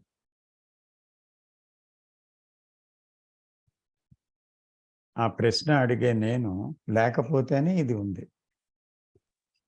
అయితే జీవితంలో ప్రజ్ఞాస్థితి అనేది నిజంగా ఇందాక చూసాం కదా, అది ఒక కళల్లో ఉండే తెలివి కాదు, సంగీతంలో ఉండే తెలివి కాదు, చిత్రకారుల తెలివి కాదు, రచయితల తెలివి కాదు, ఒక శాస్త్రీయ జ్ఞానంలో ఉండే తెలివి కాదు. ఇలాగా ఆ తెలివిని గురించి ఏది కాదో చెప్పుకుంటూ వెళ్ళాం. ఇవన్నీ ఒక కోణానికి సంబంధించినవి. కానీ మొత్తం జీవితం అంతా ఆ తెలివి ప్రకాశిస్తుంది. అంటే జీవితం పరిపూర్ణంగా చూడగలదన్నమాట. Not a corner, not a bit, not an item, not a fragment. అంచేత it is not belong to a cleverness which is fragmentary. అది కాదు అది. కానీ మొత్తం జీవితం అంతా ప్రకాశించే తెలివి. సో అటువంటి తెలివి అనేది ఉదయించటం అంటే, అది సంభవించటం అంటే, అది జీవితం అంతా కొనసాగాలనేది మళ్ళీ ఒక గ్రీడీనెస్. అది కొనసాగాలి అని ఎవరైతే మనం ప్రయత్నిస్తామో, తెలివి అనేది ఎలా వస్తుంది నాకు, నా జీవితంలో తెలివి అనేది అనేటువంటిది ఎవరైతే ప్రశ్నిస్తూ ఉంటారో, దానికోసం ఆరాటపడతారో, అప్పుడు తెలివిలోనికి ఎంటర్ అవ్వడం వీలు కాదు. అయితే నేను ఏం చూడాలంటే, నాలోని మందబుద్ధితనం, నాలోని యాంత్రికత్వం, మళ్ళీ నాలోని ఒక తెలివి లేనితనం, తర్వాత నాలోని ఒక ఆరాటం, దేని గురించో ఎప్పుడు ఏదో ఒక విషయాన్ని పొందాలనే తాపత్రయం, ఇవన్నీ ఉంటే ఇందాక మనం చెప్పుకున్నట్టు ఒక కాన్ఫ్లిక్ట్తో కూడుకున్న మైండ్, ఆక్యుపేషన్తో కూడుకున్న మైండ్ ఉంటుంది. సో ఆ మనస్సు అలా ఉంటున్నప్పుడు తెలివి అనేది ఎలాగా ఉదయిస్తుంది అసలు? ఎందుకంటే మనస్సు పూర్తిగా నిశ్శబ్ద స్థితికి చేరుకున్నప్పుడు, ఖాళీ అయినప్పుడు సంభవించేదే తెలివి కదా.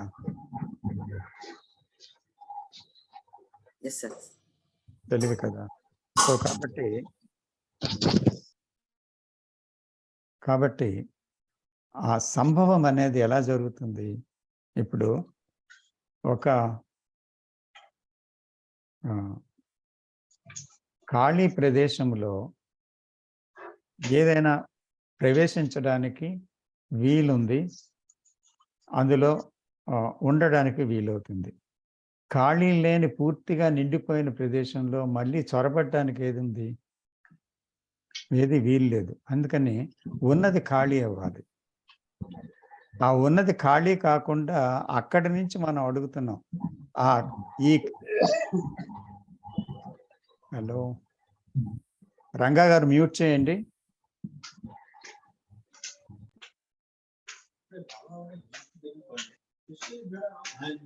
అందరూ మ్యూట్ చేయండి దయచేసి.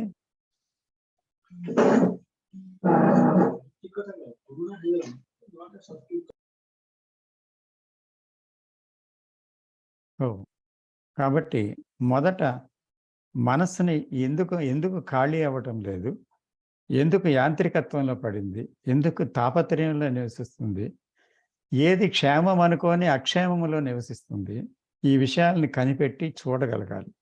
సో దీంట్లో ఎంక్వైరీ కావాలి, దాని నుంచి పరిశోధన జరగాలి. నిజంగా ఒకవేళ అది మనం చూడగలిగితే, అప్పుడు అది ఎండింగ్ అయితే, అప్పుడు ఆ తెలివి అనేది సహజంగా ఏర్పడే ఒక విషయం, మనం సంపాదించే విషయం కాదు. ఇట్ హ్యాపెన్స్ అంటే, it operates. When there is a director, then there is a direction. If there is no director, the intelligence directs our life. It has its own intelligence.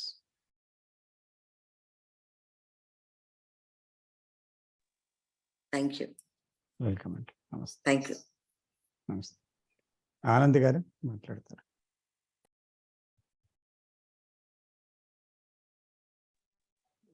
Sir, I just wanted to raise a point anamata. When we say intelligence operates, I say it is good or bad. Something good can happen atlani. I can give an example, sir. Ikkada Niagara Falls undi. Most of the tourists go there. It's Canada and America border. So it's a very famous falls in the world. So one day, one family had gone and they were watching that. There was a small kid, the family's kid, a child, paklo niluskoni unde bala child. Vaadu pen chesi kinda padipotadu. One pakka oka vere ayana unnadu, person who was visiting. He doesn't know them, nothing anamata. He immediately dives after the child. The parents don't do that. Mother doesn't do, father doesn't do that. When some stranger, immediately he as a jump chestadu, a child protect anamata. So this was happened quite many years back. Appudu nenu anukunnanu, what is this, son? Is this an act of intelligence or what? It was very challenge. అంటే అప్పుడు నాకు చాలా difficult ఉండే ఇది understand కావాలి. So ఎప్పుడైతే మనం చెప్తామో intelligence acts అంటే మనం అనుకుంటాం అంత మంచిగా అవుతుంది. ఇప్పుడు రోడ్లు కూడా ఏమైనా చైల్డ్ క్రాస్ చేయడానికి పోతే అది అప్పుడప్పుడు మూవీస్ లో చూపెడతారు, వాడు పోయి జంప్ చేసి చైల్డ్ ని సేవ్ చేస్తాడు అట్లా. That car may hit him also అట్లా. So when intelligence operates, it does not think about ఏమైతుందని bad good. there's an action, intelligence action. ఇక నేను దాన్ని ఆలోచించి whether it was intelligence operate అంటే I'm back to my conditioning, I'm back to my analysis అన్నమాట. I want to know what it is. I want to say that my intelligence operated or my intelligence didn't operate. The minute I just say I need to understand sir, I'm back to my conditioning. That is how the brain operates. The brain wants to say my intelligence is operating. It cannot be known. Ante. Why that? Even ఆయన బతికిపోతే ఆయన jump చేసిన ఆయనకు అడిగినామనుకో ఎందుకు చేసినామంటే ఆయన చెప్తాడు నాకు తెలియదు ఎందుకు చేసినా. I mean, I'm just giving I'm going ante my own view on that. He will not know why he has done it. He's a stranger. I don't even know the kid. అంటే ఆ kid కూడా అంత చెప్తా ఉన్నాను, మన kid చాలా ముద్దుకున్నాడు అంటే మనం ఇమేజ్ కదా అట్రాక్షన్. ఆ కిడ్ మే నాట్ బి చూసి కూడా బాగా కూడా లేకుండా I don't know, I'm just guessing. అంటే ఈయన immediate there was an action, that's all there is. So intelligence అంటే అగైన్ కదా సార్ మనము the question is without sensitive can they be intelligence అని. We talk about intelligence all the time, but the point is, what I'm not saying the prerequisite anakachna, it should be there. Any without sensitive can there be intelligence? Manamu cheptama wars and cheptamu. We talk about Ukraine war antam. Now we are talking about the nuclear weapons. Manamu any accumulate chestamani. I think it can kill the planet about 20, 30, 40 times anukunta the nuclear weapons what we have. But the deterrent here ani ikkada entidante, I don't want to declare war on China. I have got a lot of nuclear, or say America doesn't want to declare war on China because they have weapons. They know China also has got weapons. So the damage going to be valaki manaki. It is both. It's for rendu countries survive kalante, it is going to be difficult. So there's a fear of they also getting wiped out. So I mean that common sense is better. Well, let's go through some other channel. I mean we cannot use a nuclear weapons, and other countries also will not support, because whether China loses or America loses, the whole world is going to suffer. Okay? The other countries also will be involved in it. That's a different issue. So out of fear, I mean we're not thinking of war gurinchi. Kani nen cheppedi emante 97% of the scientists are saying we are in for the 6th mass extinction. And I'm bringing up that again. It is not America or China. Every nation on the planet is going to affect. Now, why is that we talk about Ukraine war, but why are we unable to talk about this, which is, see sir, 99% it may not happen. 99% they'll sure it will not happen. There's or let me say 0.1% chance of that happening. Then what? Can I think that way? I speak. I mean, generally, I know people. I speak to say my wife and ఏమంటదంటే అక్కడ ఉన్న వేరే వాళ్ళు ఉన్నారు, వాళ్ళందరికీ లేని మీకే ఉందా అంటే. Okay, there are leaders, there are other people are there, వాళ్ళకి లేని నీకెందుకు అని అట్లా. Okay, now it's very difficult to answer, sir. Generally when a wife puts a question, it's very difficult to answer. So ikkada emi ante, suppose the 0.01% adi true vaste, our children are going to get wiped out. Their children are going to get wiped out. So can I look at that is the question. Forget the nuclear war. There's a fear of the nuclear war, but there's no fear of this The sixth mass extinction, even Krishnamurti says, the amount of killings which are going on the planet. He speaks about it. He's talking about killing animals, he's talking about killing humans. He says when you kill animals, you'll kill human beings. When you destroy nature, you will destroy human beings. When you can't love nature, you can't love your wife, he says. You can't love your son.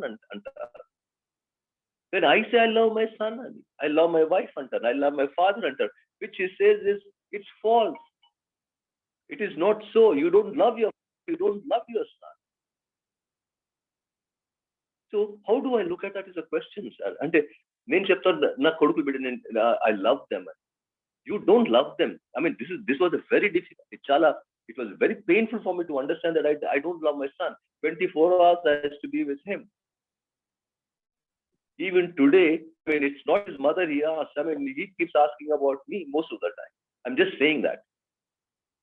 When I saw that, it only for my own pleasure, happiness, my own gratification, that I did what I want.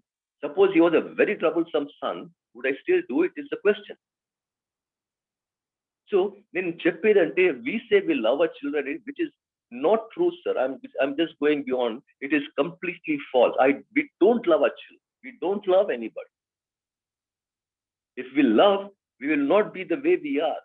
If we love, the world will be completely a different place. I don't love my mother. I don't love my father. I don't love my son. I don't love my wife. That is 100% what Krishnamurti is saying is 101% true. And now, why would I want to bring about a change? For what? I'm happy they were. All my pujas, even today, sir, mana intla emana function aitadu anuko, we call a Brahmin and a kalu muktam anni chestamu, evaro touchpoyinaru, evaro idaindi, lekunte relatives pilstaru, potamu, anni chestam. Itlo oka దేవుని picture ఉంటుంది, దానికి పూలు వేసింది ఉంటుంది, అంతా ఉంటుంది. But I want to listen to Krishnamurti at times. Can I see that? Can I see how, I mean, what do you call, what kind of a duplicity is this? Am I not trying to cheat myself?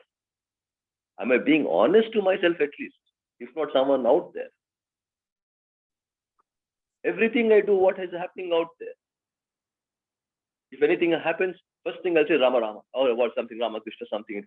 All that కొంచెం problem in that is those words come out automatically. మనము కృష్ణమూర్తి గురించి మాట్లాడతాం. So we have to see this contradiction, sir. I mean, even these talks, most of us, we are just coming just because it gives me some amount of pleasure. I can speak what I want. ఇప్పుడు నేను ఏం మాట్లాడుతున్నానో, this much time, nobody on the planet will give me. Neither my son, nor my wife, nor my father, nor my mother, nor my brother, nor my sister. నోట్లకి వెళ్ళి మాట వెళ్తే నువ్వు ఊరుకో, నీకేం తెలియదు అంటారు. They're all PhDs, they're much older. My sister is one of the well-known journalists, Akhleshwarani, from Telangana region, earlier Andhra Pradesh. She was a national award winner, president award winner. She traveled with 5 presidents of the United States from our country to different countries. I mean, I'm just giving you my personal, which is not correct. If I say anything, kada, I can't even speak to them for about 1 minute saying, "Arey, noor korani tele." Now, this is the only place. Nobody tells me that. You have taken so much of time. Will you please now keep quiet? Nobody says that. These are my observations, sir. I mean, I don't know how everybody will look at it. These are purely my observations. Thank you. Thank you, Anand garu. So can I speak something about it, sir? Yeah, sure, sir. Please go ahead. So first of all మీరు ఒక incident చెప్పారు కదా, Niagara జలపాతం దగ్గర ఒక అబ్బాయిని వాళ్ళ తల్లిదండ్రులు ముందుకొచ్చి సేవ్ చేయకపోయినా ఎవరో ఒక తెలియని వ్యక్తి ఆ జలపాతంలో ఈది అతన్ని రక్షించబూనుకున్నాడు. ఈ యాక్ట్ ఏంటి అని. సో ఇంటెలిజెన్స్ అనేది ఒక పదం కాదు. First of all, it's not a word, but it is a state. ఎలాగైతే మనసులో అనేకమైన స్థితులు ఉన్నాయో అలాగే ఒక స్థితి ఉంది, ఇంటెలిజెన్స్ అనే స్థితి కూడా ఉంది. అయితే ఆ స్థితి కొంతమంది మానవులకి కొన్ని సందర్భాలలో అకస్మాత్తుగా సడన్గా కలుగుతుంది. అంటే ఆ సెన్సిటివిటీ, మీరు చెప్పిన సెన్సిటివిటీ అన్ని జీవిత సందర్భాల్లోనే కాదు, కానీ ఒక్కొక్క సందర్భంలో కలుగుతుంది. ఒక్కొక్కప్పుడు ఒక ఆపద సంభవించినప్పుడు, లేదా అంటే ఒక క్రైసిస్ వచ్చినప్పుడు, లేదా అంటే ఒక హింస జరిగినప్పుడు, ఎప్పుడో ఒకానొక సందర్భంలో ఆ సెన్సిటివిటీ మేల్కొంటుంది మనిషిలో. మేల్కొన్నప్పుడు అతను ఆలోచించి తన ప్రాణం గురించి కానీ, తన సేఫ్టీ గురించి కానీ, నేను అనే దాని నుంచి కానీ ఆలోచించడు. అక్కడ వెంటనే అతను దుముకుతాడు ఆ పనిలో. He jumps in to that work, that crisis point. He jumps, he don't think about it. అప్పుడు జరుగుతుంది. అయితే అతని జీవితంలోకి మనం వెళ్ళి చూస్తే ఈ మన జీవితాల్లో కూడా మనం చూస్తే మనకు కూడా సెన్సిటివిటీ అనేది అప్పుడప్పుడు కలగొచ్చును. కానీ we're not sensitive to everything, every point of life. In our relationship, not only in our relationship with our close family circle or the relationship with the outer circle or whatever it is called, the society and the things and the nature. So దీనికి సెన్సిటివ్గా మనము అన్ని సందర్భాలలో ఉండము. కొన్ని సందర్భాల్లో కొన్ని చోట్ల ఆ సెన్సిటివిటీ కలగవచ్చు. ఒకవేళ కృష్ణమూర్తి గారి యొక్క టీచింగ్స్ లేని వాళ్ళకి, వినని వాళ్ళకి కూడా ఈ సెన్సిటివిటీ ఉంటుంది. అయితే అది ప్రస్తుతాంశంలో మనం చూస్తే ఈరోజు నిజంగా ఒక సెల్ఫ్ అండర్స్టాండింగ్ అనేది పూర్తిగా జరిగి, తన ఆలోచన విధానాన్ని పూర్తిగా తెలుసుకొని, తన జీవిత విధానాన్ని గమనించి, తన గురించి తాను ఒక సెల్ఫ్ నోయింగ్ అనేది జరిగి, అప్పుడు తనలో ఒక విప్లవాత్మకమైన ఒక స్థితి మేల్కొనినప్పుడు వచ్చినటువంటి ఒక విషయం ఏదైతే ఉందో, అంటే ఆ పరివర్తన ఏమైతే ఉందో, ఆ విప్లవం వల్ల వచ్చిన పరివర్తన, దాంట్లో నుంచి పుట్టినటువంటి ఒక సెన్సిటివిటీ, దాంట్లో నుంచి వచ్చినటువంటి ఒక ప్రేమ, ఒక కరుణ. ఇందాక మీరు చెప్పినటువంటి ఆ ప్రేమ, ఒక కరుణ అనేటువంటిది, ఒక ప్రేమ అనేది నిజంగా వాస్తవంగా నా ఫ్యామిలీ మీద, నా కొడుకు మీద నాకుందా, నా భార్య మీద నాకుందా, ఎవరి మీద నాకుంది అని చూస్తే ఎందుకుంటుంది? The attachment and dependency, identification, ఇటువంటివన్నీ నేను ఒకదానితో ఒకటి ముడిపడి నా ఫ్యామిలీ అందరి విషయంలో ఉన్నప్పుడు I may call it love, but is it love? Or is it a self-centered activity, that dependence? So, ఏంటి అది? Have I ever checked it? నేను ఎప్పుడైనా చెక్ చేసుకున్నానా? సో ఇదంతా కూడా కృష్ణమూర్తి గారు టీచింగ్స్లో ఆ దర్శనం, సీయింగ్ అనేది చాలా చాలా చాలా ఇంపార్టెంట్. ఎందుకంటే ప్రేమ, కరుణ, తెలివి, ప్రజ్ఞ అనే మాటల కన్నా ఉన్నది ఏంటి అనే దాన్ని చూడగలగటం అనేది వెరీ వెరీ ఇంపార్టెంట్. సీయింగ్, ఎందుకంటే సీయింగ్ అనేది ఎక్కడి నుంచి జరగాలి, ఎలా జరగాలి? ఆ సీయింగ్ అనేది నిజంగా జరగకపోవడం వల్లనే మీరు చెప్పిన హింస అనేది, మనందరికీ తెలిసిన హింస అనేది, యుద్ధోన్మాదం అనేది, రక్తపాతం అనేది జంతువుల మీద, మనుషుల మీద, అందరి మీద కలుగుతున్నదంతా కూడా ఈరోజు అది సెన్సిటివిటీ లేకపోవటం అనేది ఈ చూడటం జరగకే. సో నిజంగా కావాల్సింది ఏంటి? The very seeing. ఎందుకంటే అందుకే కృష్ణమూర్తి గారు ఏమంటారు? The very seeing is action. Not seeing, then understanding, then after that acting. No, but there is no time between seeing and action అనేటువంటిది. టైం లేని ఆ సీయింగ్ ఏంటి?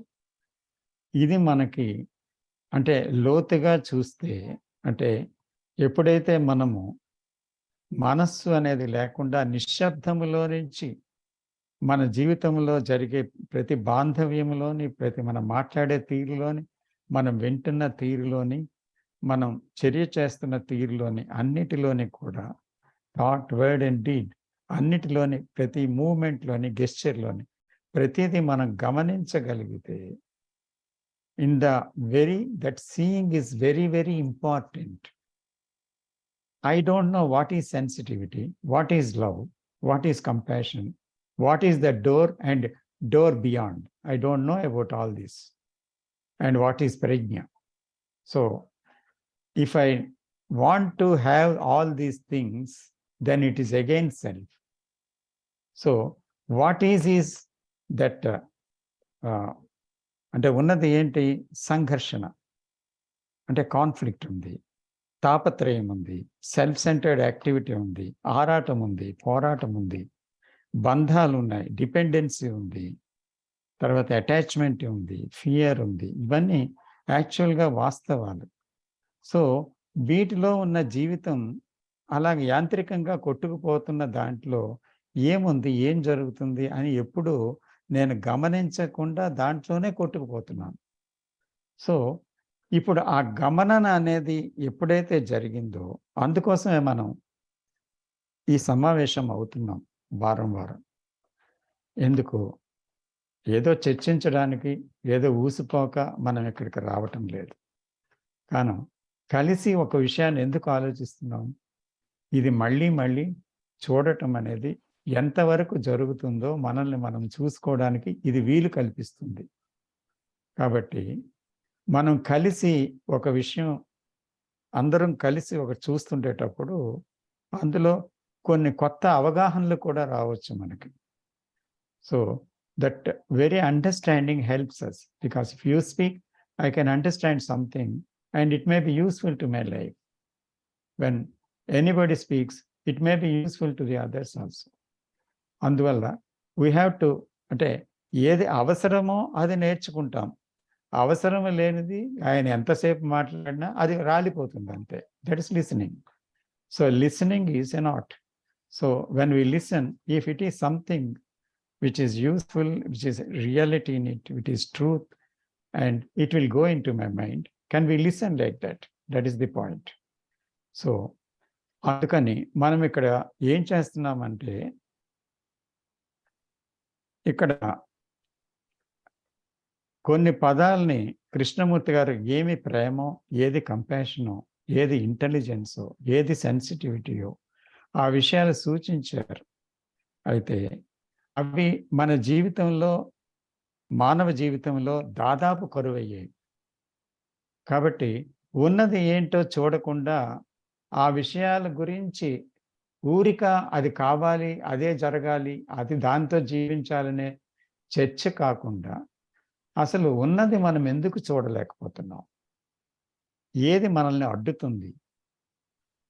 బంధ జీవితమా, లేకపోతే ప్లెజరా, లేకపోతే మెకానికల్ లైఫా, లేకపోతే ఆక్యుపేషనల్ థింగా, లేకపోతే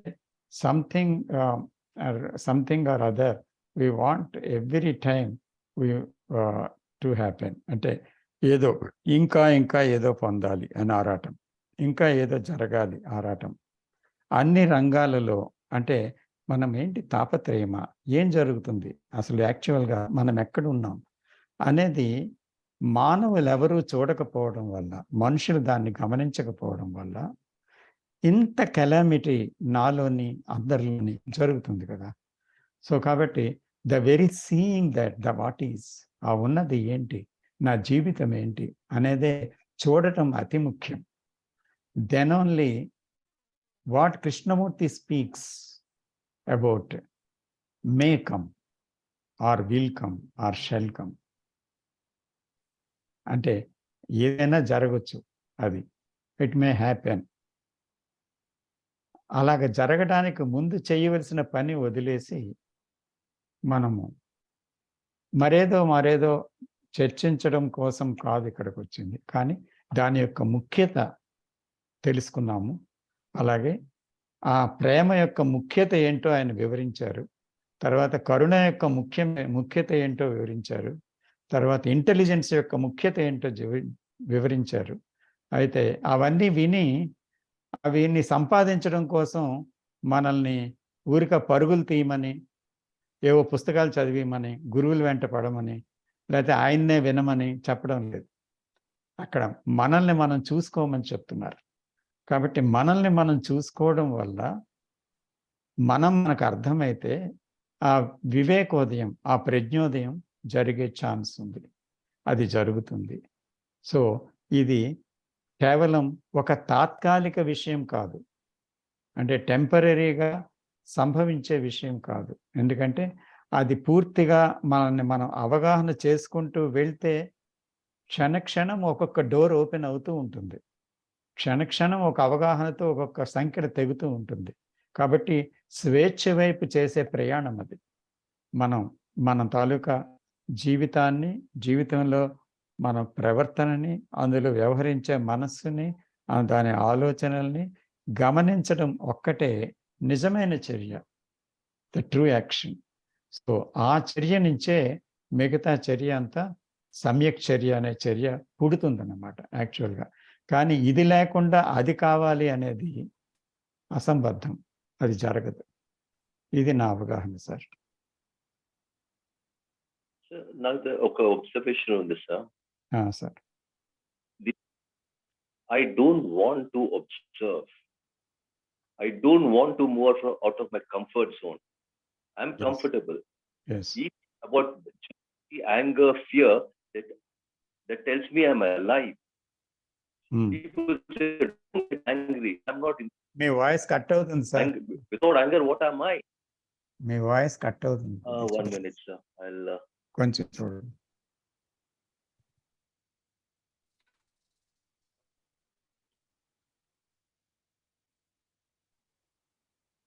Can you hear me now, sir? Sir బాగుంది. Please continue. No, some problem.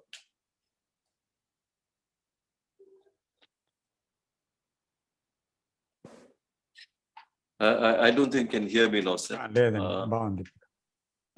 Can you hear me, sir? Sir. Can you Yes, hear me? Yeah, we can hear you, Okay, Andy. okay. We can hear you. Okay. I think I've done my video something. Okay. I mean, is it okay, sir? I'm off my video. Yes, okay sir. Sir, what నేను ఏం చెప్తా ఉన్నానంటే సార్, I don't want to look at things. I don't want to be disturbed from my comfort zone. ఎన్నో killings అవుతా ఉన్నది, మనం రోడ్ల మీద పోతా ఉంటాం, చూస్తాము, అది చంపేది చూస్తాము. సమ్ ఫెస్టివల్ అవుతుంది సార్ మన ఆంధ్రప్రదేశ్ లో, అన్ని స్ట్రీట్ సైడ్ లో అవి దాన్ని చంపేస్తారు, కట్ చేస్తారు, మనం చూస్తాము, ఇగ్నోర్ చేసి పోతాము. Even if it hurts me, I don't want to talk about it because I don't want to move out of my comfort zone. I can't help it and పోతాము అంతే. So this is one of the biggest problem anamata. Krishnamurti says you need to, some places he says don't work in a different context. He says you have to work very, very, very hard. He says that. He says, what are you doing? You're enjoying your life. That's all. You're all pleasurable activities. To know what this, to work and work hard in the sense, not the way. Now, suppose I love to, sir, I love to play, say, table tennis. I mean, I really sweat it, but I'm enjoying it. I'm doing things which I'm not supposed to do at my age, but I'm doing it because I'm enjoying it. I don't find it as hard work. This is my explanation of what I think what Kay is saying, sir. That is what it is. So this is how I seem to. I'm trying to understand myself. Even when Kay says ante meer me koduku nu love chevani, it was a very big shock for me. So I'm giving a very personal example, sir. I mean, they may say why I do this all the time. When I came to know about what is going to happen to the planet, I said, what can be my contribution to the ones whom I love? When they're talking about animal agriculture, which is a major factor, I said, is it that my eating is more important or my child is more important? Even my son says, sir, dad, you tinundri antadu. I can't. I'm telling you, name cheptonnanta tin em kaadu anta. And it's gone, it's over, finished. That is the perception. There was an action. Nenu appudu em cheppaledu, then willpower, I should avoid, I should not look at it. Ippudu evana tinta unte kuda I can't watch it. Ante most of the time emaitundi, nenu na comfort zone ki I don't want to go out. That is, I need to look at that. Yes. That for even akkada chusanu, I'm emotionally, I feel killing so many animals. On a road la pota anta blood, every blood undi. Adi em festival, I don't understand festival. Adaniki anni animals akkada road corner la champestaru anamata. That day, that everywhere there'll be blood. I don't know how government allows, how religious people allow, what నాకు అర్థం అయ్యలేదు sir. I also see that. What happens to me? I just ignore. మన details, I mean Paul మకార్ట్నీ అనుకుంటా అని చెప్తాడు, if slaughter houses కి glasses ఉంటే you and I won't have been eating them అంటాడు. We cover ourselves. We don't, మనము నేను చూడని నేను బ్లైండ్ అయిపోతాను అంతే అక్కడ ఏమైతుందో అని. చూసాము, దేవుడు ఉన్నాడు, లీడర్స్ ఉన్నారు, గురు, సేమ్ థింగ్. ఈవెన్ నౌ ఇట్లా అవుతున్నది, ఇట్లా there is a 97% సైంటిస్ట్ చెప్తా ఉన్నారు we're in for mass extinction అని. చూసాము, లీడర్స్ ఉన్నారు, మన వేరోళ్ళు ఉన్నారు, పెద్ద పెద్ద లీడర్స్ ఉన్నారు, పెద్ద పెద్ద సైంటిస్ట్, వాళ్ళు ఏం చేయకపోయారు. జస్ట్ గవర్నమెంట్ ఏమో చేస్తా ఉంది. All the governments are meeting. Last time they met in Europe and they met in Africa. అది వాళ్ళు చేస్తా ఉన్నారు అంతే. But K is talking not them, he's talking about you and me.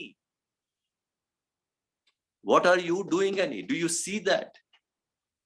Not the leaders. See, we even today manam leaders pane depend aitam.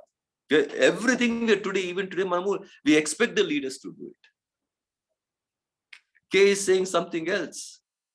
The moment you depend upon somebody, you are lost. There's a fragmentation, there's a division, there is conflict.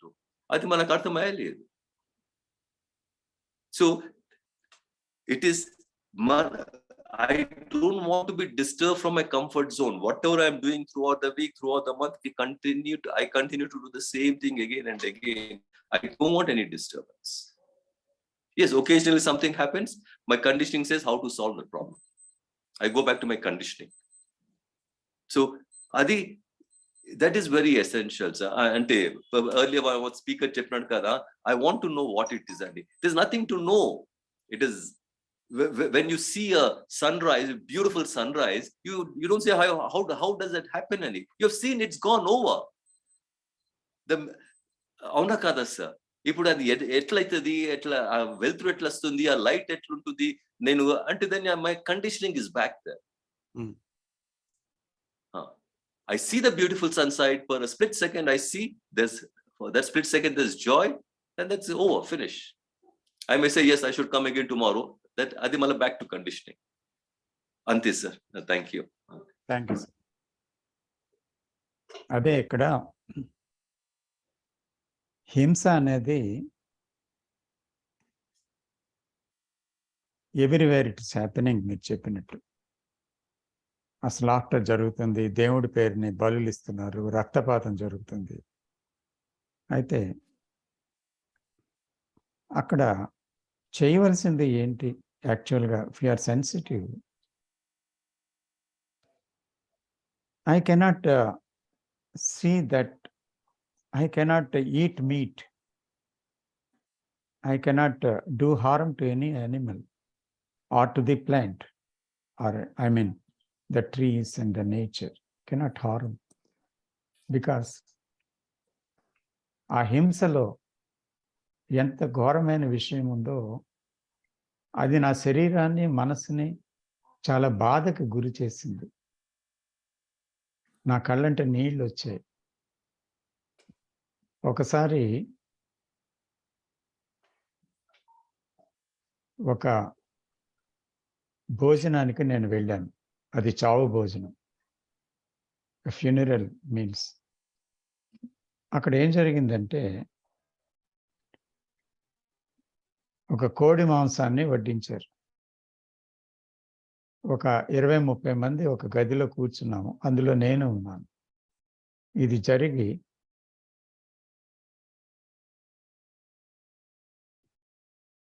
50 సంవత్సరాల పైన అయింది. More than 50 years. అయితే 20-22 ఏళ్ల వయసులో నేను మాంసాహారం తినేవాడిని. ఆ తర్వాత నేను కొన్ని విషయాలను గమనించిన తర్వాత చాలా ఇది దారుణమైన హింసగా చూశాను. ఆ తర్వాత నాలో ఒక విప్లవాత్మకమైన మార్పు, సెన్సిటివిటీ కలిగి, ఇది ఎవరు చెప్పలేదు నాకు మానేమని, కానీ ఒక బాధ కలిగింది. అప్పటికి నేను కృష్ణమూర్తి గారిని చదవలేదు. ఆ తర్వాత ఏమైందంటే ఈ వడ్డన విషయం జరుగుతున్నప్పుడు అక్కడ నా విస్తరిలో కూడా మాంసం వడ్డించారు, కోడి మాంసం. అది నేను చూసిన తక్షణం నా నరాలన్నీ తీవ్రమైన బాధకి ఫిజికల్గా లోనయ్యి కళ్ళంట జలజల నీరు కారిపోయింది. వెక్కి వెక్కి ఏడుస్తున్నాను. అప్పుడు ఆ భోజనం పెట్టిన బంధువు వచ్చి, మా వల్ల ఏమైనా ఫాల్ట్ ఉందా, మీకేమైనా అవమానం పరిచామా, మీకెందుకు బాధ కలిగింది అని అన్నారు. నేను మౌనంగా అక్కడి నుంచి లేచి వెళ్ళిపోయాను. నేనేమి ఆహారం ముట్టుకోలేదు. తర్వాత ఆయన సముదాయించాడు. నా స్థితిని ఏమి నేను చెప్పలేదు, కానీ నేను మాంసాహారం నుంచి చూసి నేను బాధపడ్డాను. అంటే అప్పుడు నాకు వేరే వస్తువు వేసి వేరే గదిలో భోజనం పెట్టారు, శాకాహారం, వెజిటబుల్ మీల్స్. అంటే అక్కడ ఏమైంది, ఈ మాంసాహారాన్ని మీరెవరు వడ్డించకూడదని నేను ప్రతిఘటించలేను. అక్కడ మీరు జంతు బలి చేయకూడదు అని చెప్పలేను. అక్కడ ఎవరు వినరు నా మాట, పైగా వెర్రివాడిగా చూస్తారు. కానీ నేను అక్కడ నా తాలూకా స్పందన ముఖ్యం. అంటే నిజంగా నాలోని ఆ సెన్సిటివిటీ కలగటం ముఖ్యం. ఆ బాధ కలగటం వల్ల నేను దాన్ని విసర్జించాను, అంతే. విసర్జించాలని ఒక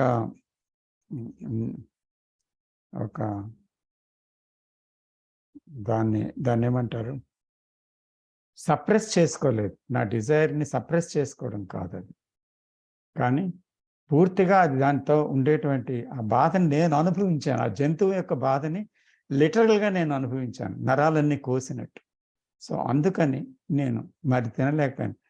ఎవరైనా తింటే కూడా పక్కన ఉండలేను, వాసన పనికిరాదు, ఏమీ అవ్వదు. అక్కడి నుంచి ఏమీ పూర్తిగా మారిపోయింది.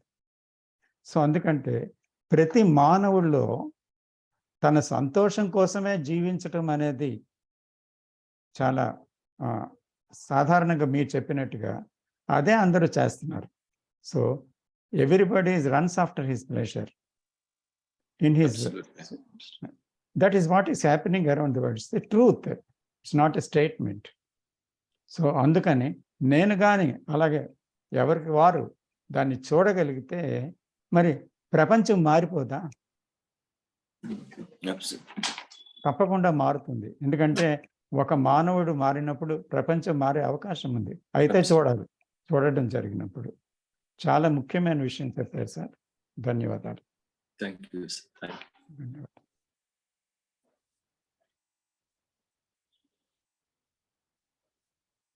ఇంకెవరు మాట్లాడతారా?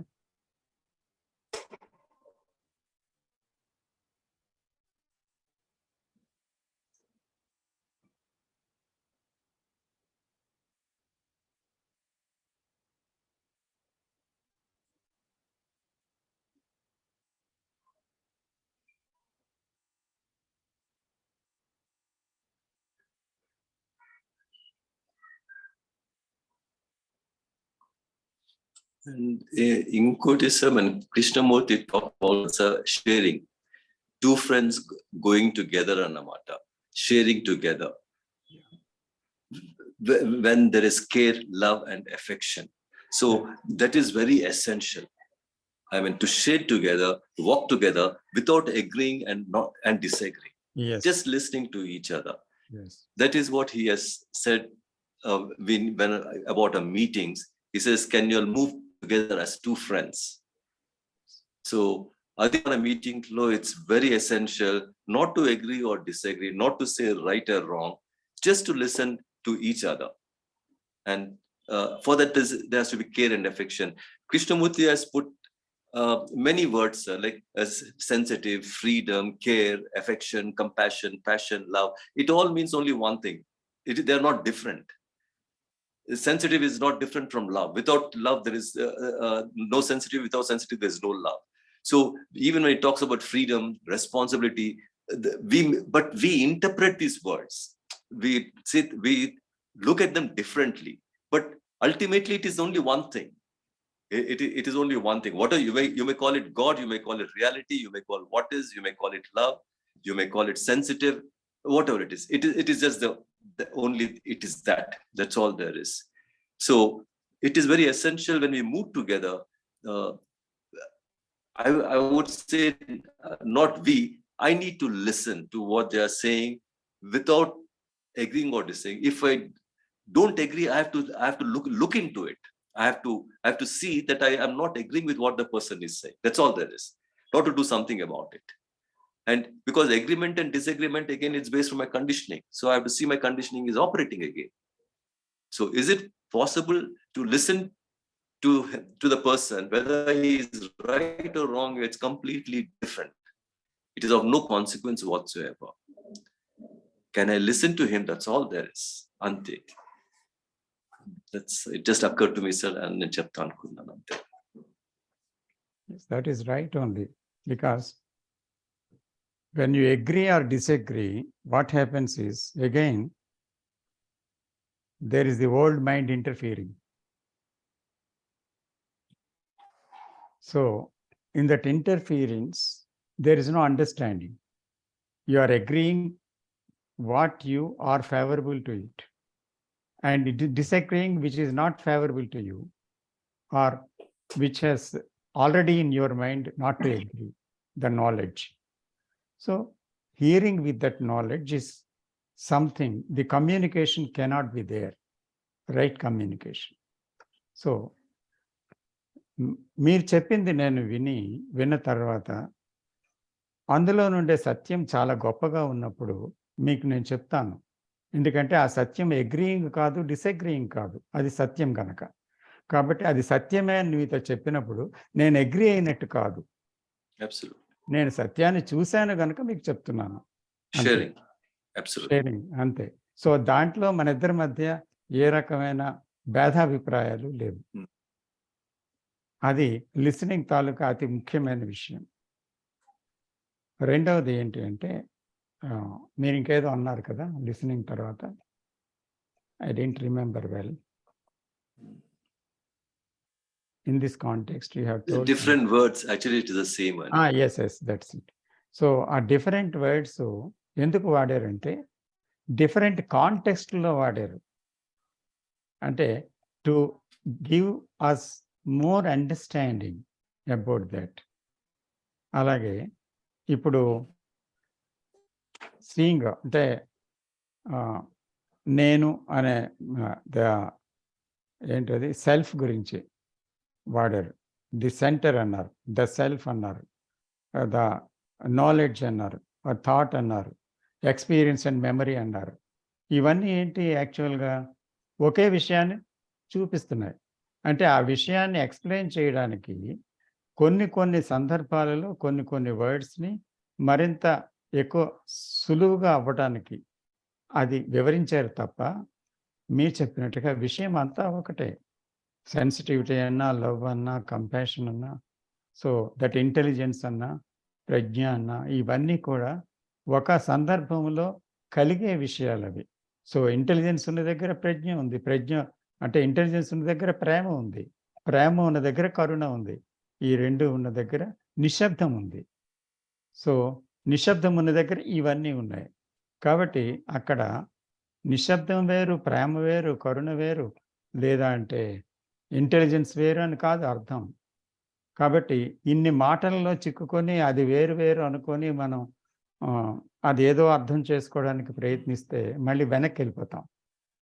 కాబట్టి విషయం అంతా కూడా ఒక్కటే, కానీ వివిధ విధాలుగా దాన్ని వివిధ సందర్భాలలో వివిధ సమయాల్లో ఒక్కొక్కరి విషయాల్లో ఒక గ్రూప్తో సంభవించి మాట్లాడేటప్పుడు, ఒక పబ్లిక్ టాక్లో మాట్లాడేటప్పుడు, లేదా ఇండివిజువల్గా మాట్లాడేటప్పుడు వాళ్ళకి వివరణ ఇస్తూ రకరకాల విషయాల్ని వివిధ విధాలుగా వెల్లడించారు. అయితే ఇదంతా మనం చూస్తే నిజంగా లోతుగా వెళ్ళగలిగితే మనకు తెలుస్తుంది ఇదంతా ఒకటే అని. ఎవరు చెప్పక్కర్లేదు, ఎవరు దాని గురించి చెప్పక్కర్లేదు. We know it directly. So that seeing is, so to read between the lines అని మొట్టమొదటి అన్నారు కదా. So that is very very important. Not according to words or the sentences, but read between the lines. That is the meaning of this thing. There may be 1,000 words, but 1,000 words are the one thing. To go beyond the words also. Yes, that's all.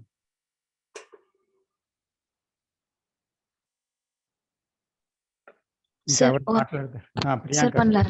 నమస్తే sir. One last question sir. Sir intelligence లో ఉన్నప్పుడు right action జరుగుతుంది కదా sir, అదే silence లో ఉన్నప్పుడు ఈ right action కొన్ని సార్లు ఎదుటి వాళ్ళు మన అమాయకులుగా అనుకుంటున్నట్లు అనిపిస్తుంది సార్. మనం అదేమైనా యాక్టింగ్ లాగా అనిపిస్తుంది. అంటే ఎక్స్పెక్టేషన్స్ వేరే వాళ్ళ నుంచి ఏమి ఎక్స్పెక్ట్ చేయట్లేదు సార్, కానీ అలా రైట్ యాక్షన్ చేస్తున్నప్పుడు ఈ సొసైటీలో మనని ఒక తెలివి తక్కువ లాగా కూడా చూస్తున్నట్టు కొన్ని సందర్భాల్లో అనిపిస్తుంది సార్. రిలేషన్స్ లో కూడా అందరూ ఒకలా ఉండి మనం ఇలా ఉండడం వల్ల, అది సార్ నా ప్రశ్న. ఇంటెలిజెన్స్ అనేది నిజంగా ఉదయించినట్లయితే అది ఎవరేమనుకుంటున్నారని చూస్తుందా? ఎవరేమనుకుంటున్నారని చూసేది, అవమానపడేది, పొంగిపోయేది సెల్ఫే కదా. సో సెల్ఫ్ నుంచి వచ్చేది ఇంటెలిజెన్స్ ఎలాగవుతుంది? అక్కడ మళ్ళీ ఎవరేమనుకుంటున్నారో మనం చూస్తున్నామంటే అది సెల్ఫ్ నుంచి వచ్చింది ఆ చూపు. కానీ ఇంటెలిజెన్స్ ఎవరేమనుకుంటున్నారు, ప్రపంచం ఏమనుకుంటుంది నా గురించి అని చూడదు, నేను చూస్తుంది అలాగా. అది చాలా సింపుల్ కదా అమ్మా. అవును సార్, కానీ కొన్నిసార్లు తెలుస్తుంది అంటే ఇంకా ఆటోమేటిక్ గా సెల్ఫ్ ఉన్నట్టే కదా సార్. అక్కడ సెల్ఫ్ ఉందే కదా, సెల్ఫ్ ఉండబట్టే అది జరిగింది, అంతే కదా. అవును sir. Thank you sir. Time అయింది, క్లోజ్ చేద్దామండి. Yes sir, thank you sir. Welcome అండి. Thank you everybody. Thank you. Thank you. Thank you sir. Thank you sir. So much sir. నమస్తే. నమస్తే సార్. నమస్కారం సార్. నమస్తే సార్. నమస్కారం. నమస్తే అండి. నమస్తే. Thank you sir. Thank you అండి.